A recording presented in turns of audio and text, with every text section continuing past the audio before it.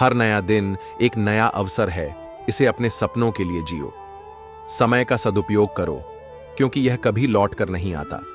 सफलता उन्हीं को मिलती है जो कभी हार नहीं मानते। आज जो मेहनत करोगे वही कल सफलता बनेगी। हर सुबह नई उम्मीदें लेकर आती है, मुस्कुराकर स्वागत करें। जो अपने लक्ष्य को लेकर संकल्पित होता है उसे सफलता जरूर मिलती है। अतीत की गलतियों से सीखो, लेकिन भविष्य की चिंता मत करो। हर दिन कुछ नया सीखो, यही जीवन का असली सार है। आज का दिन आपका है, इसे बेहतरीन बनाओ। जीवन में बड़ा बनने के लिए पहले खुद को बदलो। सुबह की ताजगी आपको नए अवसरों की याद दिलाती है। एक नई सुबह, एक नई शुरुआत, एक नया अवसर। सूरज की पहली किरण आपके जीवन में नई ऊर्जा लेकर आए। मुस्कुराओ, क्योंकि एक खूबसूरत दिन आपका इंतजार कर रहा है। आज का दिन आपके जीवन में खुशियों की बरसात करे। जो सुबह जल्दी उठता है, सफलता उसी के कदम चूमती है। हर दिन एक नया आशीर्वाद है, इसे पूरी तरह जियो। अच्छी सोच, अच्छा दिन और अच्छी जिंदगी सब आपकी सोच पर निर्भर करता है। प्रभु की कृपा से आज का दिन सुख समृद्धि से भरा हो। हर सुबह अपने मन को सकारात्मक ऊर्जा से भर दो। असफलता सिर्फ एक और प्रयास करने का मौका है। मेहनत इतनी खामोशी से करो कि सफलता शोर मचा दे। डर को अपने रास्ते का रोड़ा मत बनने दो। गिरने से मत डर, उठकर फिर से चलने में असली ताकत है। जीवन में वही लोग सफल होते हैं जो कभी हार नहीं मानते। अपने सपनों को सच करने का सबसे अच्छा तरीका है मेहनत। बड़ी सफलता के लिए बड़े जोखिम लेने पड़ते हैं। खुद पर भरोसा करो, पूरी दुनिया आपकी ताकत बनेगी। अगर कोई सपना देख सकते हो तो उसे पूरा भी कर सकते हो। असली सफलता मेहनत और धैर्य से मिलती है। जो हुआ अच्छा हुआ, जो हो रहा है अच्छा हो रहा है। मोह से मुक्त होकर कर्म करो, यही जीवन का सार है। जो दूसरों का भला करता है उसका भला स्वयं भगवान करते हैं। सच्चा प्रेम बिना शर्त के होता है, उसमें स्वार्थ नहीं होता। कर्म करो, फल की चिंता मत करो। जब तक विश्वास है तब तक सब संभव है। भगवान से कुछ मांगने से पहले खुद को योग्य बनाओ।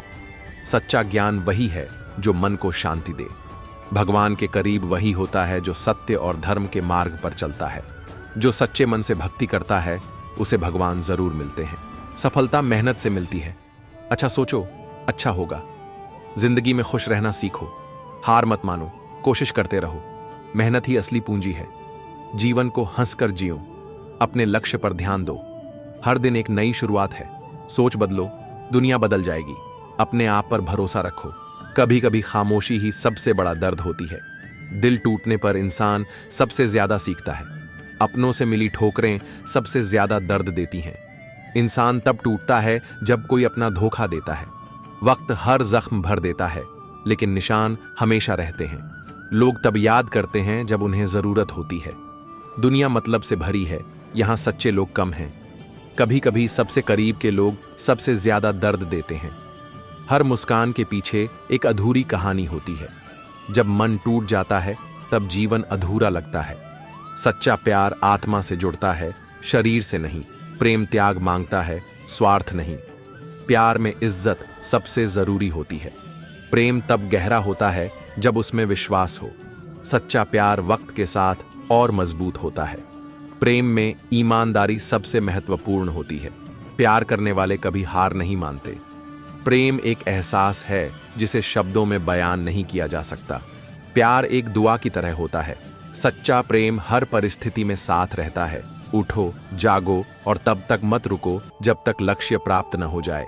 ज्ञान स्वयं में एक शक्ति है। खुद पर विश्वास करो, दुनिया तुम्हारे कदम चूमेगी। जो व्यक्ति जोखिम नहीं लेता वह कभी आगे नहीं बढ़ता। किसी का भला करने से कभी पीछे मत हटो। सत्य हमेशा जीतता है, भले ही देर से जीते। मनुष्य अपनी सोच से ही महान बनता है। जो अपने लक्ष्य के प्रति दृढ़ होता है वही सफल होता है। महान बनने के लिए संघर्ष जरूरी है। विचारों को उच्च बनाओ, कर्म अपने आप महान हो जाएंगे। मेहनत का फल हमेशा मीठा होता है, बस धैर्य रखना जरूरी है। जो लोग रिस्क नहीं लेते वे कभी बड़ा नहीं कर पाते। सफलता उन्हीं को मिलती है जो सुबह जल्दी उठकर अपने सपनों को पूरा करने में लग जाते हैं। कोई भी मंजिल दूर नहीं होती, बस हिम्मत और मेहनत की जरूरत होती है।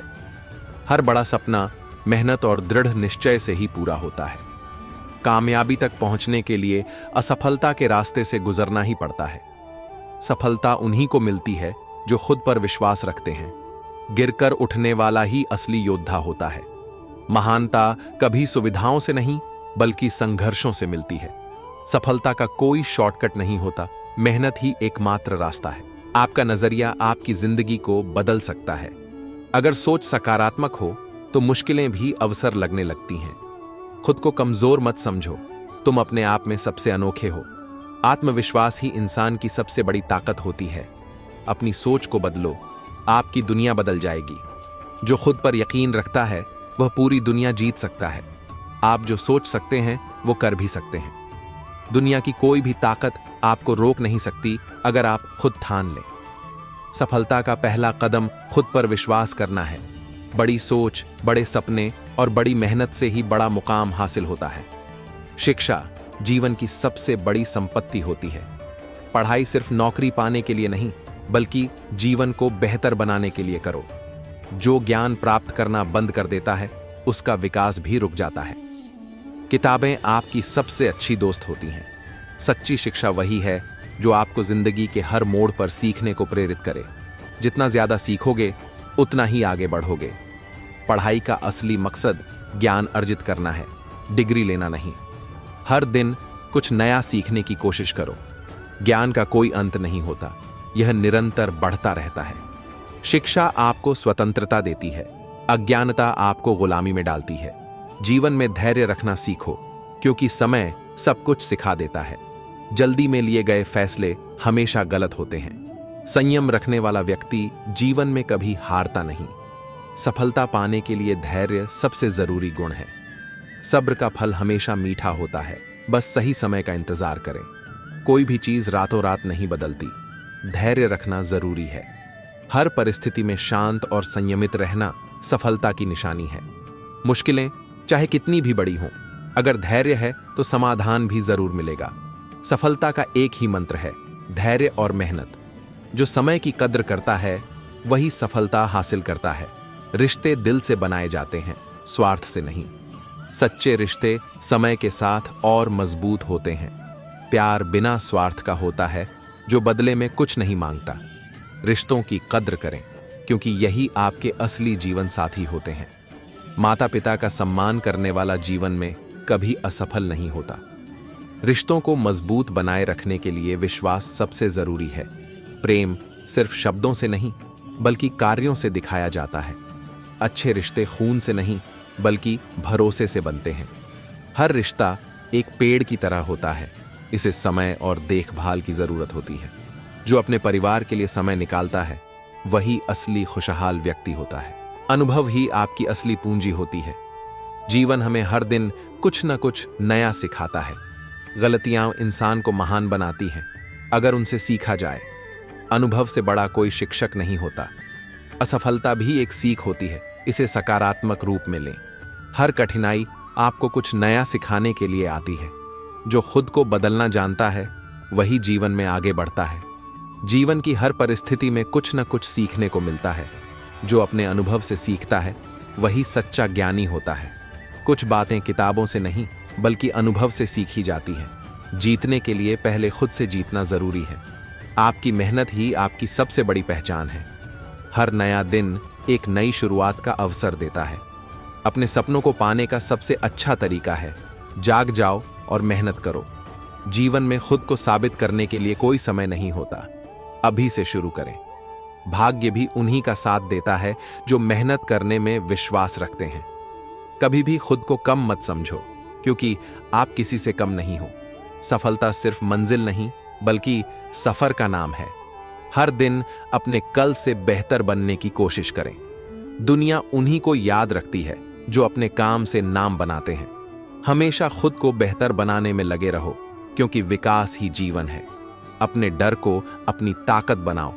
सपनों को साकार करने के लिए मेहनत ही सबसे बड़ा हथियार है। मेहनत की स्याही से ही सफलता की कहानी लिखी जाती है। जीवन में खुश रहना एक कला है, इसे सीखो और सिखाओ। जोश और जुनून से भरा इंसान कभी असफल नहीं हो सकता। खुद पर भरोसा रखना सीखो। दुनिया क्या कहती है इससे फर्क नहीं पड़ता। ईमानदारी से किया गया काम हमेशा रंग लाता है। जीवन में खुद को कभी किसी से कम मत समझो। अपने सपनों को पाने के लिए खुद पर विश्वास सबसे जरूरी है। सपना एक देखोगे, मुश्किलें हजार आएंगी, लेकिन वो मंजर बड़ा खूबसूरत होगा जब कामयाबी शोर मचाएगी। उड़ान तो भरना है, चाहे कई बार गिरना पड़े। सपनों को पूरा करना है, चाहे खुद से भी लड़ना पड़े। जीवन में लगने वाली हर ठोकर हमें सही से चलना सिखाती है। धनवान वो नहीं होता जिसकी तिजोरी नोटों से भरी है, बल्कि असल में धनवान तो वो होता है जिसकी जिंदगी में खूबसूरत रिश्तों की कमी नहीं है। वक्त के साथ चलते रहो, सफलता तुम्हारे पीछे जरूर आएगी। अगर इंसान सही वक्त पर अपने रिश्ते नहीं संभाल पाता, तो वक्त भी उनके पास रिश्ते टीकने नहीं देता है। जिंदगी में जिस किसी को भी वक्त दो, तो 2 बार अच्छी तरह से जरूर सोच लो कि क्या आप जिससे वक्त दे रहे हो वह उसके लायक है। जिंदगी में किसी समय अगर समस्या कठिन हो, तो समस्या को समय दो। समय आने पर समस्या अपने आप सुलझ जाएगी।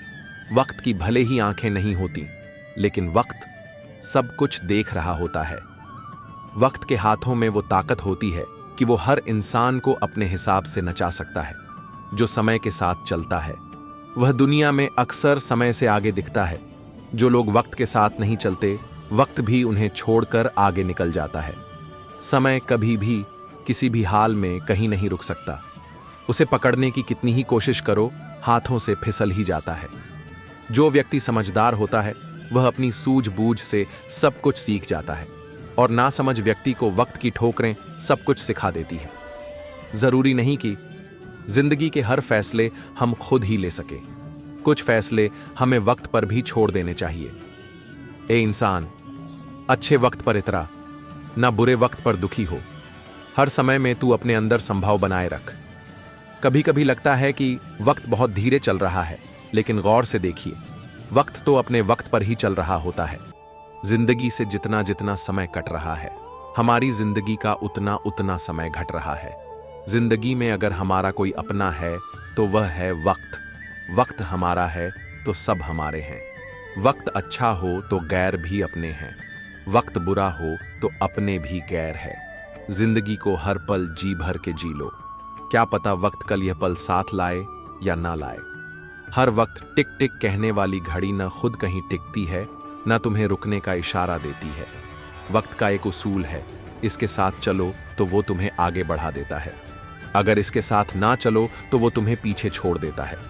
अगर वक्त जख्म दे देता है तो मरहम भी वक्त ही लगाता है। वक्त के इम्तिहान कठिन जरूर होते हैं, लेकिन उनका अंजाम आपकी मेहनत पर निर्भर होता है। वक्त इंसान को सब कुछ सिखा देता है। जो सबक वक्त सिखाता है वो कोई और नहीं सिखा सकता। यह जिंदगी भर की पढ़ाई और सारा किताबी ज्ञान वक्त के सिखाए सबक के आगे धरे के धरे रह जाते हैं। वक्त हमेशा एक समान नहीं रहता है, वह हर किसी के लिए अपने समय पर बदलता ही रहता है। कभी कभी कुछ हासिल करने के लिए सही समय का इंतजार करना जरूरी नहीं है। हर समय को सही समझकर कार्य की शुरुआत कर देनी चाहिए। वक्त के हाथों में तेज तलवार होती है जो वक्त को तो काट लेती है, लेकिन उस वक्त में हुई घटनाएं वैसी की वैसी रह जाती हैं।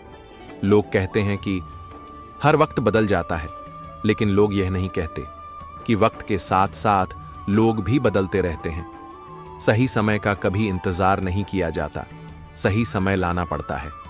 कभी कभी जिंदगी का पूरा वक्त पैसे कमाने में खर्च हो जाता है, और उसके बाद जिंदगी को जीने के लिए ना वक्त बचता है ना पैसा। जिंदगी का पूरा वक्त पैसे कमाने में खर्च कर दिया, और फिर वही पैसा जिंदगी को बचाने में खर्च कर दिया, तो आखिर मिला क्या? वक्त की भी बड़ी ठकुराई होती है। अदब से पेश आओ तो ऊपर चढ़ा देता है, बेअदबी कर दो तो तुम्हें गिरा देता है। वक्त अच्छा हो या बुरा कभी कहीं रुकता नहीं है, हर वक्त बीत ही जाता है। वक्त हमेशा सीधे फैसले कर देता है, उसे कभी किसी सबूत या गवाह की जरूरत नहीं होती। जिंदगी में जो आपकी कीमत जानता है वह आपको अपना कीमती समय जरूर देता है। जिंदगी में अगर वक्त अपना है तो सब अपने हैं, अगर वक्त अपना नहीं है तो अपने भी गैर हैं। अगर वक्त पर वक्त की कदर नहीं करोगे तो वक्त भी कभी तुम्हारी कदर नहीं करेगा। जिंदगी जीने का असली सलीका तो वक्त ही सिखा सकता है, न किताबें, न तकदीर, और ना ही किसी की कहीं बातें सिखा सकती हैं। जिंदगी में समय मौके कम और धोखे ज्यादा देता है, इसलिए सही समय पर सही चीज हासिल कर लो, वरना देर हो जाएगी। ये जिंदगी भी अजीब है। बचपन में जब हमारे पास घड़ी नहीं थी तो समय ही समय था। जब से हाथों में घड़ी आ गई है तब से हमारे पास समय ही नहीं रहा। हर कार्य में देर हमसे होती है, समय से नहीं। समय से, समय की कद्र कर लो।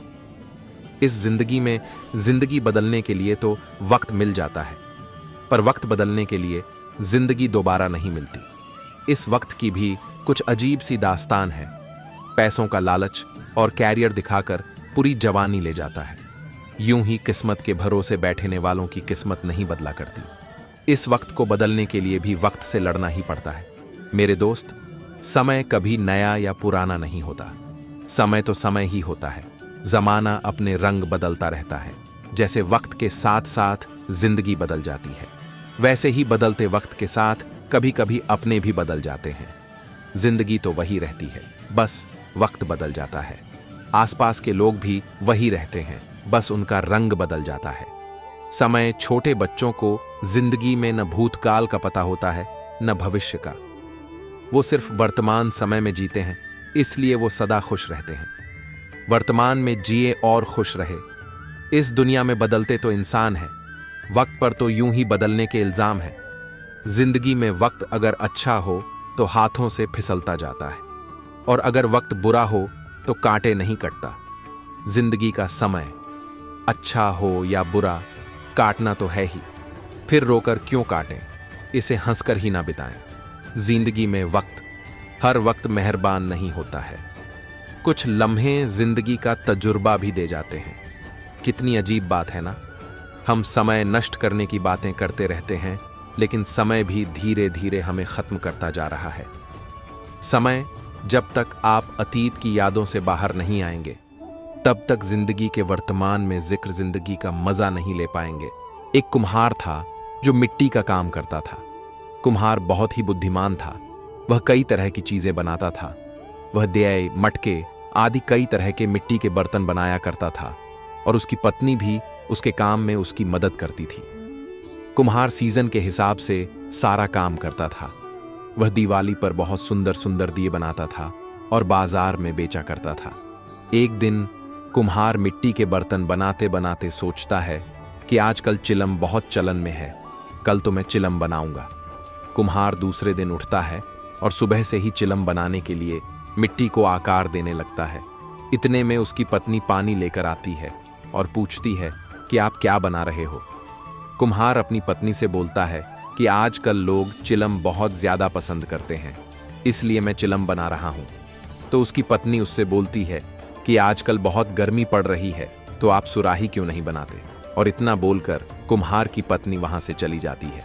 तो कुम्हार सोचता है कि गर्मी भी बढ़ती जा रही है, अगर मैं सुराही बनाता हूं तो मैं और भी ज्यादा पैसा कमा सकता हूं। और फिर वह सुराही बनाने के लिए मिट्टी का आकार देने लगता है। इतने में मिट्टी से एक आवाज आती है कि धन्यवाद हो तुम्हारा कुम्हार, जो तुम मुझे सुराही बना रहे हो। तो कुम्हार पूछता है, तुम मुझे धन्यवाद क्यों कह रही हो। मिट्टी कहती है कि तुम्हारे एक विचार ने मेरी पूरी जिंदगी ही बदल दी। तो कुम्हार पूछता है, मैंने तुम्हारी जिंदगी कैसे बदल दी।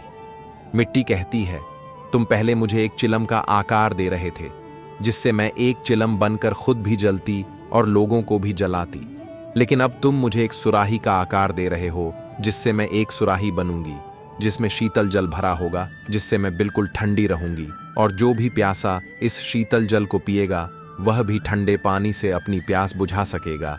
तुम्हारे इस विचार से तो मेरा जीवन ही बदल गया है। और फिर वह कुम्हार उस मिट्टी से बहुत सी सुराही बनाकर बाजार में बेचता है। यह एक छोटी सी कहानी हमें बहुत बड़ा संदेश देती है कि कैसे एक छोटा सा विचार बहुत बड़ा बदलाव ला सकता है। जिस तरह इस कहानी में थोड़े से विचार के परिवर्तित होने से एक जहर बनने वाली मिट्टी भी अमृत बन गई। इस कहानी से हमें यह खास सीख मिलती है कि हमें अपने विचारों पर भी अच्छे से विचार करना चाहिए, क्योंकि एक गलत विचार और एक सही विचार में थोड़ा ही अंतर होता है, जिससे हम या तो बहुत अच्छा कर सकते हैं या हम किसी गलत रास्ते पर भटक सकते हैं। हमारे जीवन में विचार की बहुत अहमियत होती है और हमें अपने विचार ही पूरी दुनिया में सफलता दिला सकते हैं, क्योंकि माइक्रोसॉफ्ट भी कभी एक विचार ही था। अंतरिक्ष में जाना भी किसी का एक विचार ही था और एप्पल कंपनी भी कभी एक विचार ही था। जिन्हें हम जानते हैं उनके एक विचार ने उन्हें अमर बना दिया, जैसे अमर जवान भगत सिंह, चंद्रशेखर आजाद, राजगुरु आदि। एक बार एक सीधा सादा किसान था। वह अपने खेतों में सब्जियां उगाता था। जब उसे पैसों की जरूरत होती तो वह एक सेठ से उधार पैसे ले आता था। फिर सेठ को अपनी सब्जियां पहुंचाता था, जिससे थोड़े थोड़े करके पैसों का हिसाब बराबर हो जाता था। किसान बहुत मेहनती था। वह अपने बच्चों के साथ खेतों में काम करता रहता था। अभी सब्जियां बेचने के लिए तैयार नहीं थीं और किसान के पास अपने खर्चा के लिए जमा पैसे भी खत्म हो चुके थे। किसान सेठ के पास गया और सेठ से कहा कि कुछ रुपये और कुछ खाने का जरूरी सामान चाहिए। सेठ जी ने कुछ रुपये किसान को दे दिए और घर का कुछ खाने का सामान जैसे चावल, चीनी, आटा, दाल आदि भी दे दिया। किसान सभी सामान को अपने घर ले आया। कुछ दिनों बाद किसान की सब्जियां बेचने लायक हो गईं और किसान को सबसे पहले सेठ से लिए पैसे और सामान के बदले में सेठ को सब्जियां देनी थी। किसान सब्जियां तोलकर इकट्ठा करके सेठ जी के पास ले गया। सेठ जी से कहा कि सब्जियां हैं, इन्हें रख लो। सेठ ने किसान से पूछा कि कितने किलो सब्जियां हैं। किसान ने जवाब दिया कि सेठ जी 20 किलो हैं। सेठ जी ने सब्जियों को उठाकर देखा और अंदाजा किया सेठ को कुछ कम वजन महसूस हुआ। सेठ ने दोबारा किसान से कहा कि सब्जियों का वजन सही बताओ, नहीं तो मैं अपने पास रखे कांटे पर तोल लेता हूं और अगर कम वजन हुआ तो 2 गुने पैसे लूंगा। किसान अपने घर सब्जियां तोलकर लाया था। उसे विश्वास था कि सब्जियों का वजन बिल्कुल सही है। किसान ने कहा कि कुछ भी कर लेना, सब्जियों का वजन पूरा 20 किलो ही है।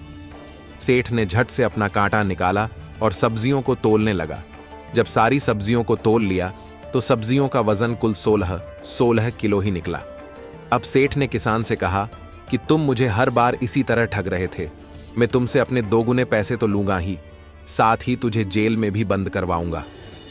किसान बेचारा कुछ नहीं बोला और सहमा सा अपने घर आ गया। अगले दिन किसान को पुलिस पकड़कर कोर्ट में ले गई, जहां सेठ ने कहा कि मुझे अपने पैसे 2 गुने चाहिए। साथ ही मैं इस किसान से पिछले 5 साल से सब्जियां खरीद रहा हूं, जिसका मुझे अलग से हर्जाना चाहिए। किसान परेशान था कि इतने पैसे कहां से चुकाएगा। कोर्ट के जज ने किसान से पूछा कि तुमने ऐसा क्यों किया? तो किसान ने जवाब दिया कि जज साहब, मेरे पास कोई वजन तोलने के बाट नहीं है। मैं सेठ जी की दुकान से 5-5 किलो सामान लेकर गया था। बस मैंने तो सेठ जी के दिए सामान से अपनी सब्जियां तोल कर लाया था। इसमें मेरी कोई बेईमानी नहीं है। इतना सुनकर जज समझ जाता है कि सेठ बेईमान है, जो रोज ना जाने कितनों को ठगता है और सेठ पर जुर्माना जेल हो जाती है। इस कहानियों से सीख मिलती है कि दूसरों की कमी या गलती निकालने से पहले अपने अंदर के दोषों को ठीक करना चाहिए।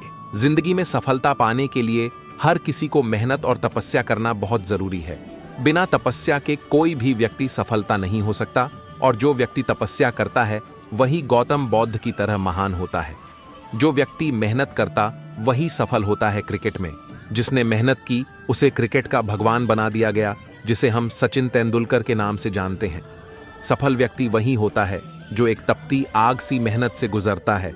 आज हम नीरज चोपड़ा को तो जानते हैं, जिन्होंने भाला फेंक में भारत को गोल्ड मेडल दिलाए हैं, लेकिन हम किसी ऐसे व्यक्ति को नहीं जानते जो शायद गली में मेहनत कर रहा हो, क्योंकि नीरज चोपड़ा उस मेहनत की भट्टी में मेहनत करके निकल चुके हैं, जिससे सारी दुनिया आज उन्हें जानती है।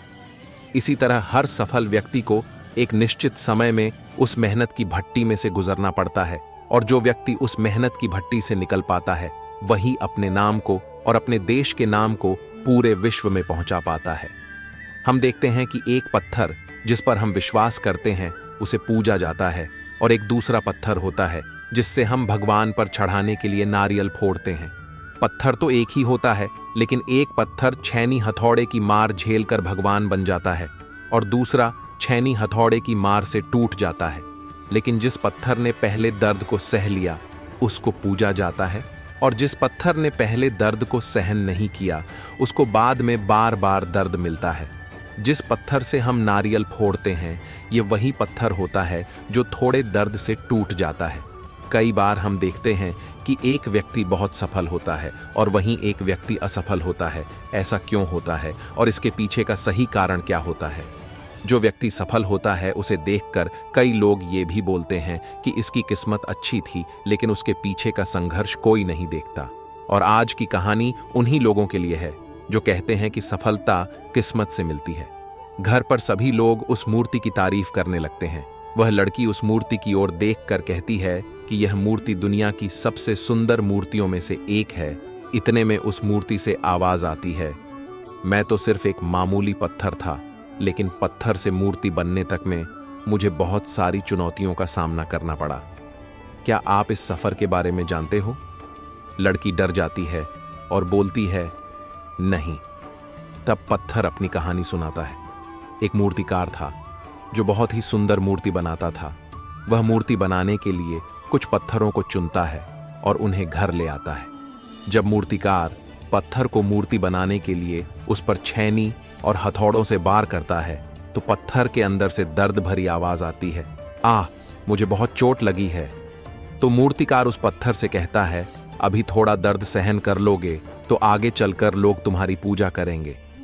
फिर मूर्तिकार जब पत्थर पर फिर से छेनी हथौड़े से काम करता है तो वह पत्थर टूट कर बिखर जाता है। फिर वह मूर्तिकार दूसरा पत्थर उठाता है और जब उस पर छेनी और हथौड़ों से वार करता है तो दूसरे पत्थर के अंदर से भी दर्द भरी आवाज आती है, आह, मुझे बहुत चोट लगी है। तो मूर्तिकार उस पत्थर से कहता है, अभी थोड़ा दर्द सहन कर लोगे तो आगे चलकर लोग तुम्हारी पूजा करेंगे। तो वह पत्थर कहता है, ठीक है, तुम अपना काम करो, मेरे दर्द की परवाह मत करो। फिर वह मूर्तिकार उस अपना काम करता है और पत्थर को अच्छा आकार देने के लिए उस पर छेनी हथौड़ों से प्रहार करता है और पत्थर रोता रहता है लेकिन टूटता नहीं है। फिर मूर्तिकार उस पत्थर को आग की भट्टी में डाल देता है और कुछ समय के लिए उस पत्थर को आग की तपन में जलने के लिए छोड़ देता है। बाद मूर्तिकार उस पत्थर को और अच्छा आकार देता है और उस पर कलर करता है और यह सब दर्द पत्थर बर्दाश्त करता है।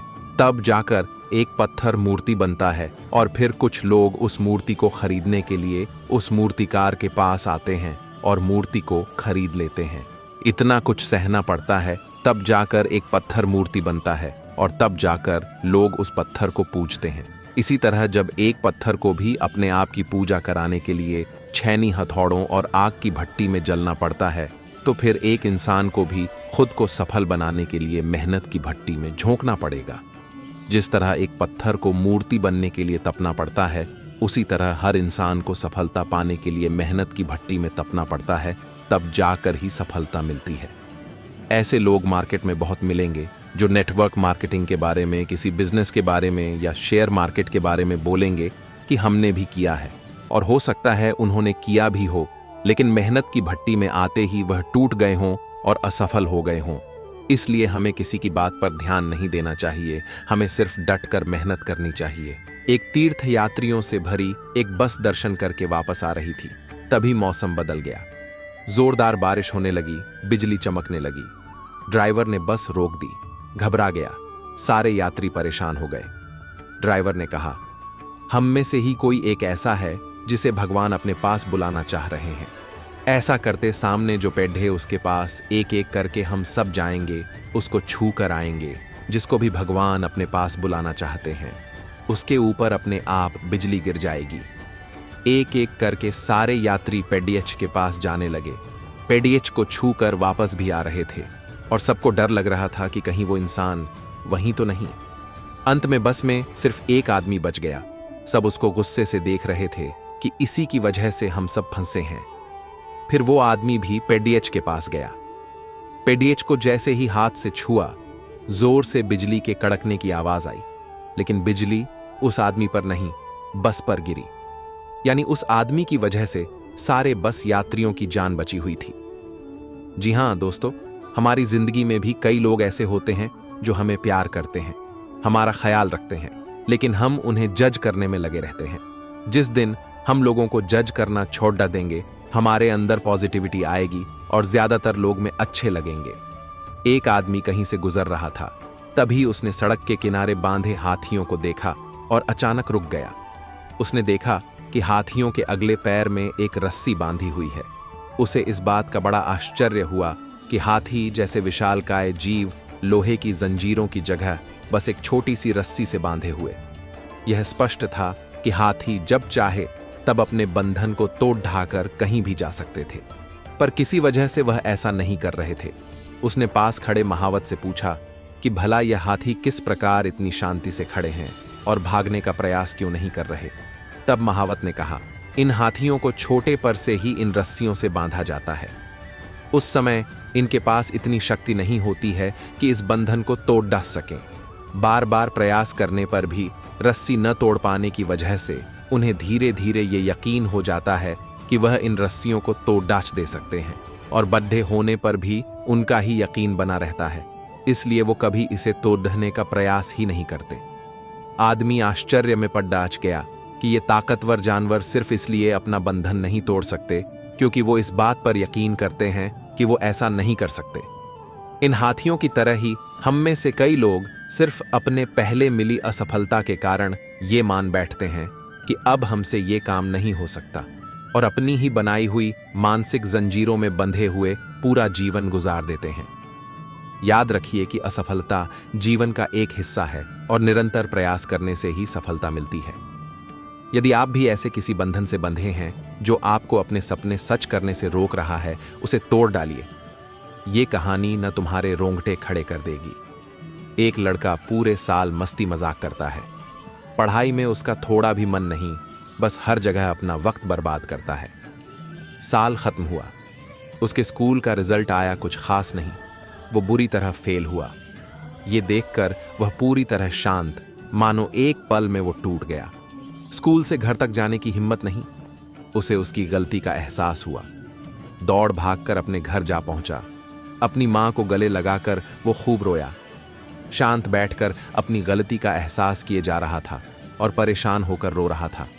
मां ने कहा, कोई बात नहीं, फेल भी हुआ है, हारा तो नहीं, ज्यादा तो नहीं, पर कुछ मदद जरूर मिली। वो दिन गुजरता रहा। शाम का वक्त हुआ। आज पड़ोस के लोग उसके घर पर आए। वो एक कोने में बैठकर सोच रहा था। उम्मीद लगाए बैठा था कि ये सारे आस पड़ोस के लोग मुझसे मेरे नंबर ना पूछें, पर हुआ कुछ ऐसा। बेटा, तुम्हारा आज रिजल्ट आने वाला था। कितने मार्क्स मिले? पर उस लड़के में हिम्मत नहीं थी कि अपने मार्क्स बताए। तभी उसकी मां ने कहा, मेरी बेटी को अच्छे मार्क्स मिले हैं, उसने 90% स्कोर किया है। ये सुनकर वो लोग थोड़े चौंक से गए। वो लड़का इतना तो नहीं पढ़ने में अच्छा था, पर फिर भी थे अच्छे मार्क्स। लेकिन ये जवाब उसकी मां का था, इसलिए इसी बात को सच मानकर वो चुप हो गए।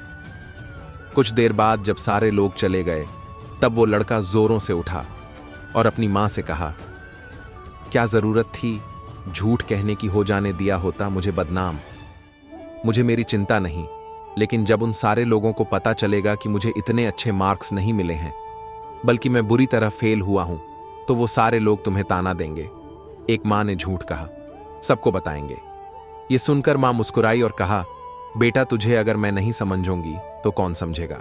पुराने समय में हमारे देश में लोग पशु पक्षी पालने के बहुत शौकीन हुआ करते थे, और उनसे वो अलग अलग तरीके के काम भी लेते थे, जैसे पशुओं से खेती के साथ साथ भात ढोना, सामान एक जगह से दूसरे जगह पर ले जाना तथा सवारी के काम में लाते थे।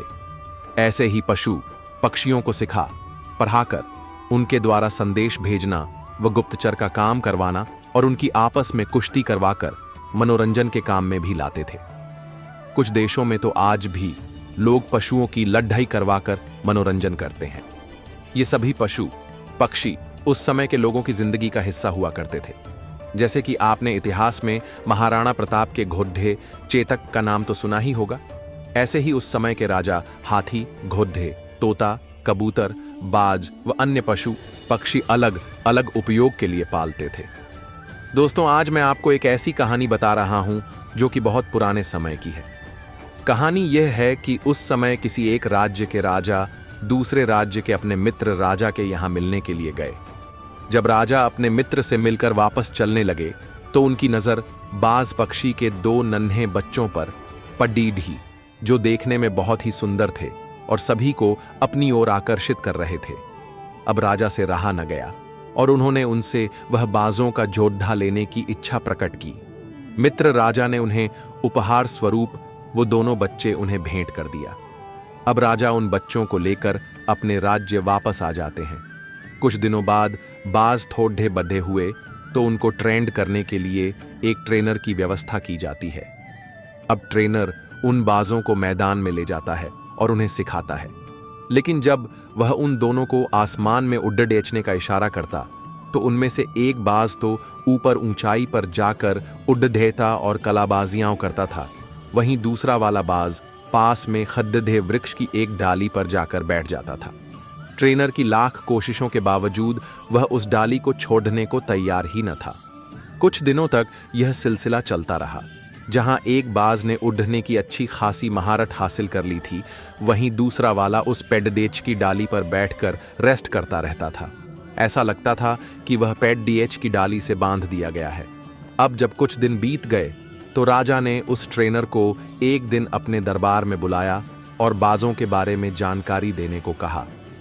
ट्रेनर ने सारा किस्सा राजा को बताया। राजा ने आदेश दिया कि कहीं से भी जाकर दूसरा ट्रेनर ढूंढो, कुछ भी करके दूसरे बाज को भी ट्रेन करो। उन्होंने अपने पूरे राज्य में ढिढोरा पिटवा दिया कि जो भी इस बाज के बच्चे को ऊंचाई पर उड्डना सिखाएगा, ट्रेंड कर देगा, उसे राजा के द्वारा इनाम दिया जाएगा। यह सुनकर एक गरीब किसान भी राजा के दरबार में पहुंचा और उसने बाज को ट्रेनिंग देने की इच्छा जाहिर की। अब ट्रेनर उस किसान को साथ में लेकर उसी मैदान में पहुंच गया जहां वह बाजों को ट्रेनिंग दिया करता था।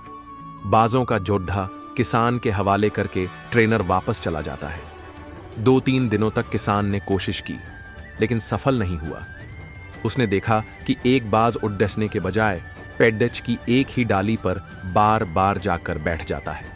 बहुत सोचने के बाद उसके दिमाग में एक विचार आया। अगले दिन सुबह ट्रेनिंग के लिए जाते समय वह घर से अपने साथ कुल्हाड़ी लेकर गया और वहां पहुंचकर सबसे पहले वह डाली ही काट दिया जिस पर वह बाज बैठता था। अब उसने बाजों को उड्डने का इशारा किया। इस बार किसान को चमत्कार दिखाई दिया। उसने देखा कि दूसरा बाज भी पहले वाले के साथ आसमान में ऊंची उड्डान भर रहा है। किसान खुशी से दौड़ाकर उस ट्रेनर के पास गया और दिखाकर बोला, देखो, दोनों आसमान में उड्डाम रहे हैं। ट्रेनर ने आश्चर्य से पूछा, ये तुमने कैसे कर दिया? मैं अपनी पूरी जिंदगी पक्षियों को ट्रेनिंग देता रहा, लेकिन मैं उस बाज को उड्डा नहीं सका और तुमने मात्र 2-3 दिनों में ही ये कर दिखाया। उस डाली को ही काट दिया जिस पर वह बार बार बैठता था। किसान को राजा के दरबार में ले जाया गया। राजा की खुशी का ठिकाना नहीं था और उसने किसान को बहुत सारा इनाम दिया। दोस्तों, इससे हमें यह शिक्षा मिलती है कि जिंदगी में अगर हमें ऊंचाइयों पर जाना है तो कंफर्ट जोन को छोड़ देना पड़ता है, अर्थात अपनी जगह को छोड़ देना पड़ता है। एक बार की बात है, महात्मा गांधी से मिलने के लिए एक महिला अपनी छोटी बेटी के साथ उनके आश्रम आई। वह महिला गांधी जी से बहुत प्रभावित थी और जानती थी कि उनकी बातों का असर सब पर होता है। उसने गांधी जी से नम्रतापूर्वक प्रार्थना की और कहा, बापू, मेरी बेटी को समझाइए कि वह मिठाई खाना बंद कर दे। वह इसे जरूरत से ज्यादा खाती है और मैं चाहती हूं कि वह अपनी सेहत का ध्यान रखे, लेकिन वह मेरी बात नहीं सुनती। आपकी बात वह जरूर मानेगी। महात्मा गांधी महिला की बात ध्यान से सुनते रहे। कुछ पल सोचने के बाद उन्होंने गंभीरता से कहा, आप अपनी बेटी को 3 दिन बाद लेकर आइए। महिला को यह सुनकर थोड़ा अचरज हुआ। उसने सोचा कि इतनी सी बात कहने में आखिर 3 दिन का इंतजार क्यों करना पड़ रहा है, लेकिन वह गांधी जी का आदर करती थी, इसलिए बिना कुछ पूछे वहां से चली गई। महिला ने गांधी जी के कहे अनुसार 3 दिन का इंतजार किया। इस दौरान वह सोचती रही कि शायद गांधी जी किसी खास तरीके से उसकी बेटी को समझाना चाहते हैं। 3 दिन बाद वह अपनी बेटी को लेकर फिर आश्रम पहुंची। इस बार गांधी जी ने बच्ची को अपने पास बुलाया। उन्होंने बहुत प्यार से बच्ची से कहा, बेटा, मिठाई खाना बंद कर दो, ये तुम्हारे स्वास्थ्य के लिए अच्छा नहीं है। बच्ची ने गांधी जी की बात ध्यान से सुनी और तुरंत सिर हिलाते हुए हामी भर दी। गांधी जी के शब्दों ने बच्ची पर तुरंत प्रभाव डाला। महिला यह देखकर चकित रह गई कि गांधी जी ने इतनी सरल बात कहने के लिए 3 दिन का इंतजार क्यों किया। उसने झिझकते हुए गांधी जी से पूछा, बापू, यह बात आप 3 दिन पहले भी तो कह सकते थे, इसके लिए हमें 3 दिन तक इंतजार क्यों करवाया? गांधी जी मुस्कुराए और शांत स्वर में बोले, 3 दिन पहले मैं खुद मिठाई खा रहा था। मैं किसी और को यह सलाह कैसे दे सकता था जब मैं खुद उस आदत का पालन नहीं कर रहा था। पहले मैंने खुद मिठाई खाना छोड़ा ताकि मैं ईमानदारी से और सच्चे मन से तुम्हारी बेटी को यह सलाह दे सकूं। महात्मा गांधी का यह उत्तर सुनकर महिला अवाक रह गई। उसे एहसास हुआ कि गांधी जी क्यों पूरी दुनिया के लिए प्रेरणा का स्रोत थे। उनके लिए उपदेश देना केवल शब्दों का खेल नहीं था। वे पहले खुद उन मूल्यों को जीते थे जिनका वे दूसरों से पालन करवाना चाहते थे। स्वयं को बदले बिना दूसरों को बदलने की कोशिश न करें। यदि आप किसी को प्रेरित करना चाहते हैं तो सबसे पहले खुद उस आदत को अपनाएं। ईमानदारी और सत्यनिष्ठा जरूरी है। आपकी सलाह का असर तभी होगा जब आपके कार्य और शब्द एक समान होंगे। नेतृत्व का अर्थ उदाहरण प्रस्तुत करना है। सच्चा नेतृत्व दूसरों को निर्देश देने से पहले खुद अनुकरणीय बनने में निहित है। धैर्य और दृढ़ता दूसरों को प्रेरित करने से पहले आत्म परिवर्तन के लिए समय और प्रयास लगाना आवश्यक है। एक बार की बात है, एक राजा थे जो कि अपने राज्य के लिए एक न्यायाधीश ढूंढ रहे थे। उन्होंने लाओ त्जू के बारे में बहुत ज्यादा सुना था। वह चाहते थे कि लाओ त्जू उनके राज्य के न्यायाधीश बने। अपनी इसी चाहत को पूरा करने के लिए राजा ने लाओ त्जू को अपने महल में बुलवाया और कहा, लाओ त्जू, आपके ज्ञान की चर्चा हर जगह है। आप बहुत बुद्धिमान और तर्कशील मनुष्य हो। मैं चाहता हूं आप मेरे राज्य में रहकर न्यायाधीश की उपाधि संभाल लें। लाओ त्जू बोले, नहीं राजन, मेरे और आपका विचार अलग अलग है। मैं इस पद को नहीं संभाल पाऊंगा। कृपया करके आप किसी और को ढूंढ लें। राजा बोले, यह आप क्या कह रहे हो? आप इतने बड़े दार्शनिक और विचारक हो। आपसे ज्यादा बेहतर कोई भी नहीं है इस राज्य का न्यायाधीश बनने के लिए। इसलिए मेरी विनती है कि आप मेरी बात मान लीजिए। लाओ त्जू राजा की बात को मान गए और न्यायाधीश के पद पर आसीन हो गए। एक बार राजा के महल में एक अमीर आदमी न्याय मांगने के लिए आया। बात कुछ इस प्रकार थी कि उस आदमी का हार चोरी हो गया था। उनकी एक बेटी थी जो कि बाग में यूं ही खेल रही थी। खेलते हुए उसका सोने का हार बाग में ही गिर गया और उसे पता भी नहीं चला।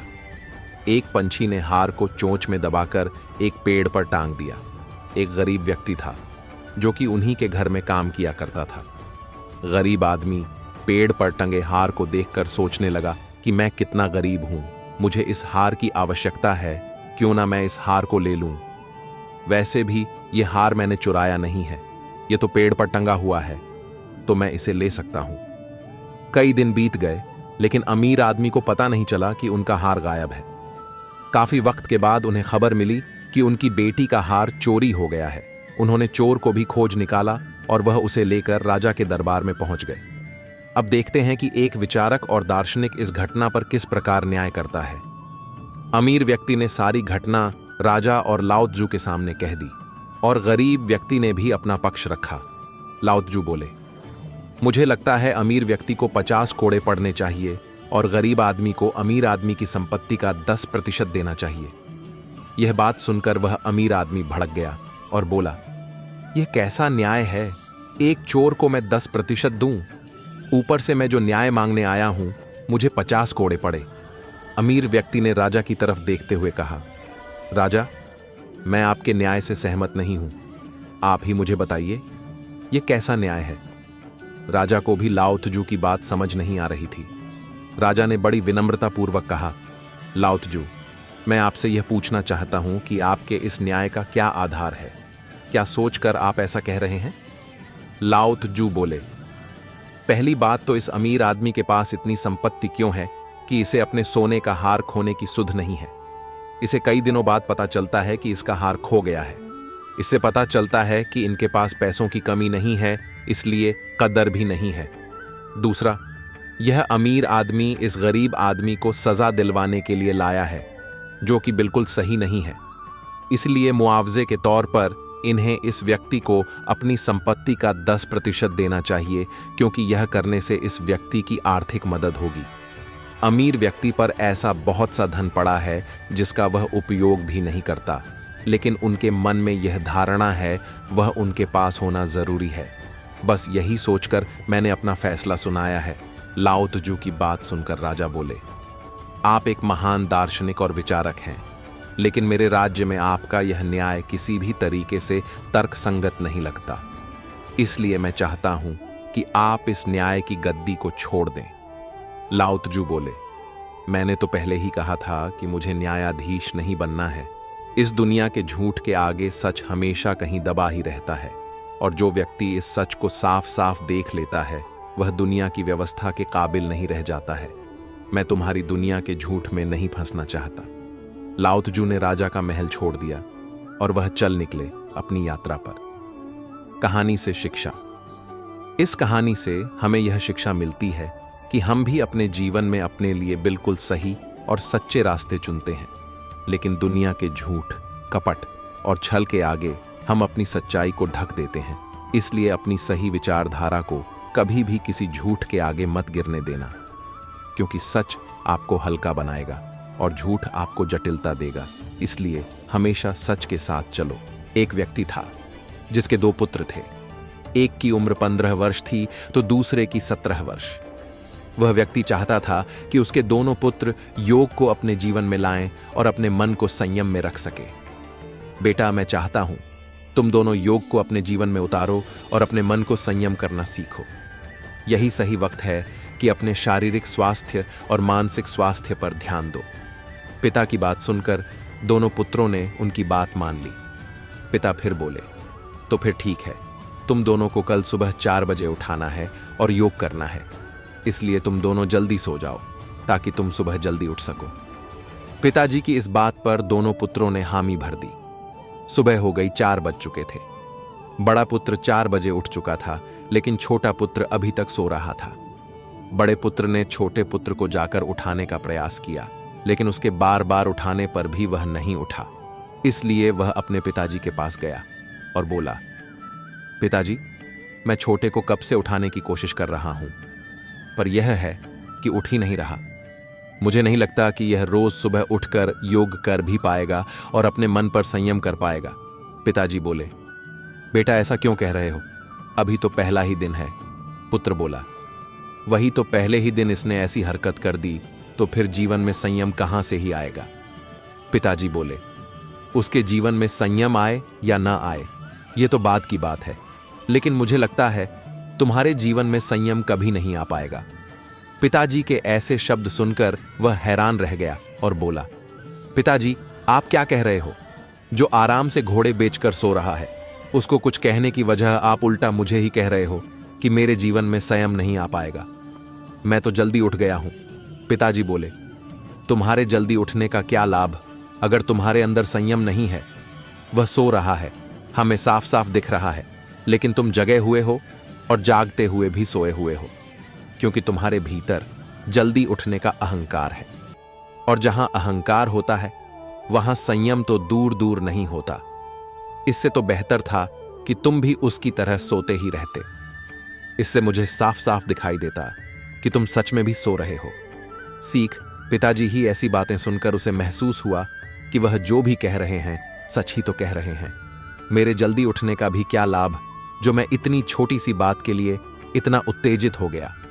पुत्र बोला, पिताजी, आपका धन्यवाद। आपने मुझे मन को संयम करने का रास्ता दिखा दिया है। मैं इसे एक सीख की तरह लूंगा। मुझे समझना चाहिए था कि वह मेरा छोटा भाई है।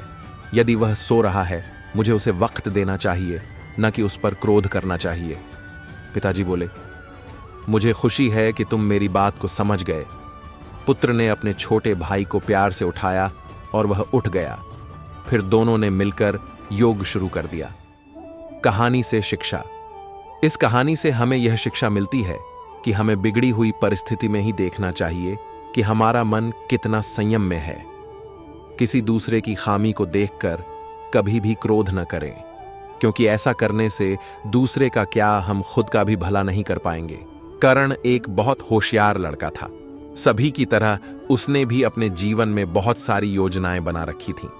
उसका सपना था कि वह इंजीनियर बने, तो फिर क्या था, उसने एक इंजीनियरिंग कॉलेज में अपना एडमिशन करा लिया और पढ़ाई के लिए निकल पड़ा।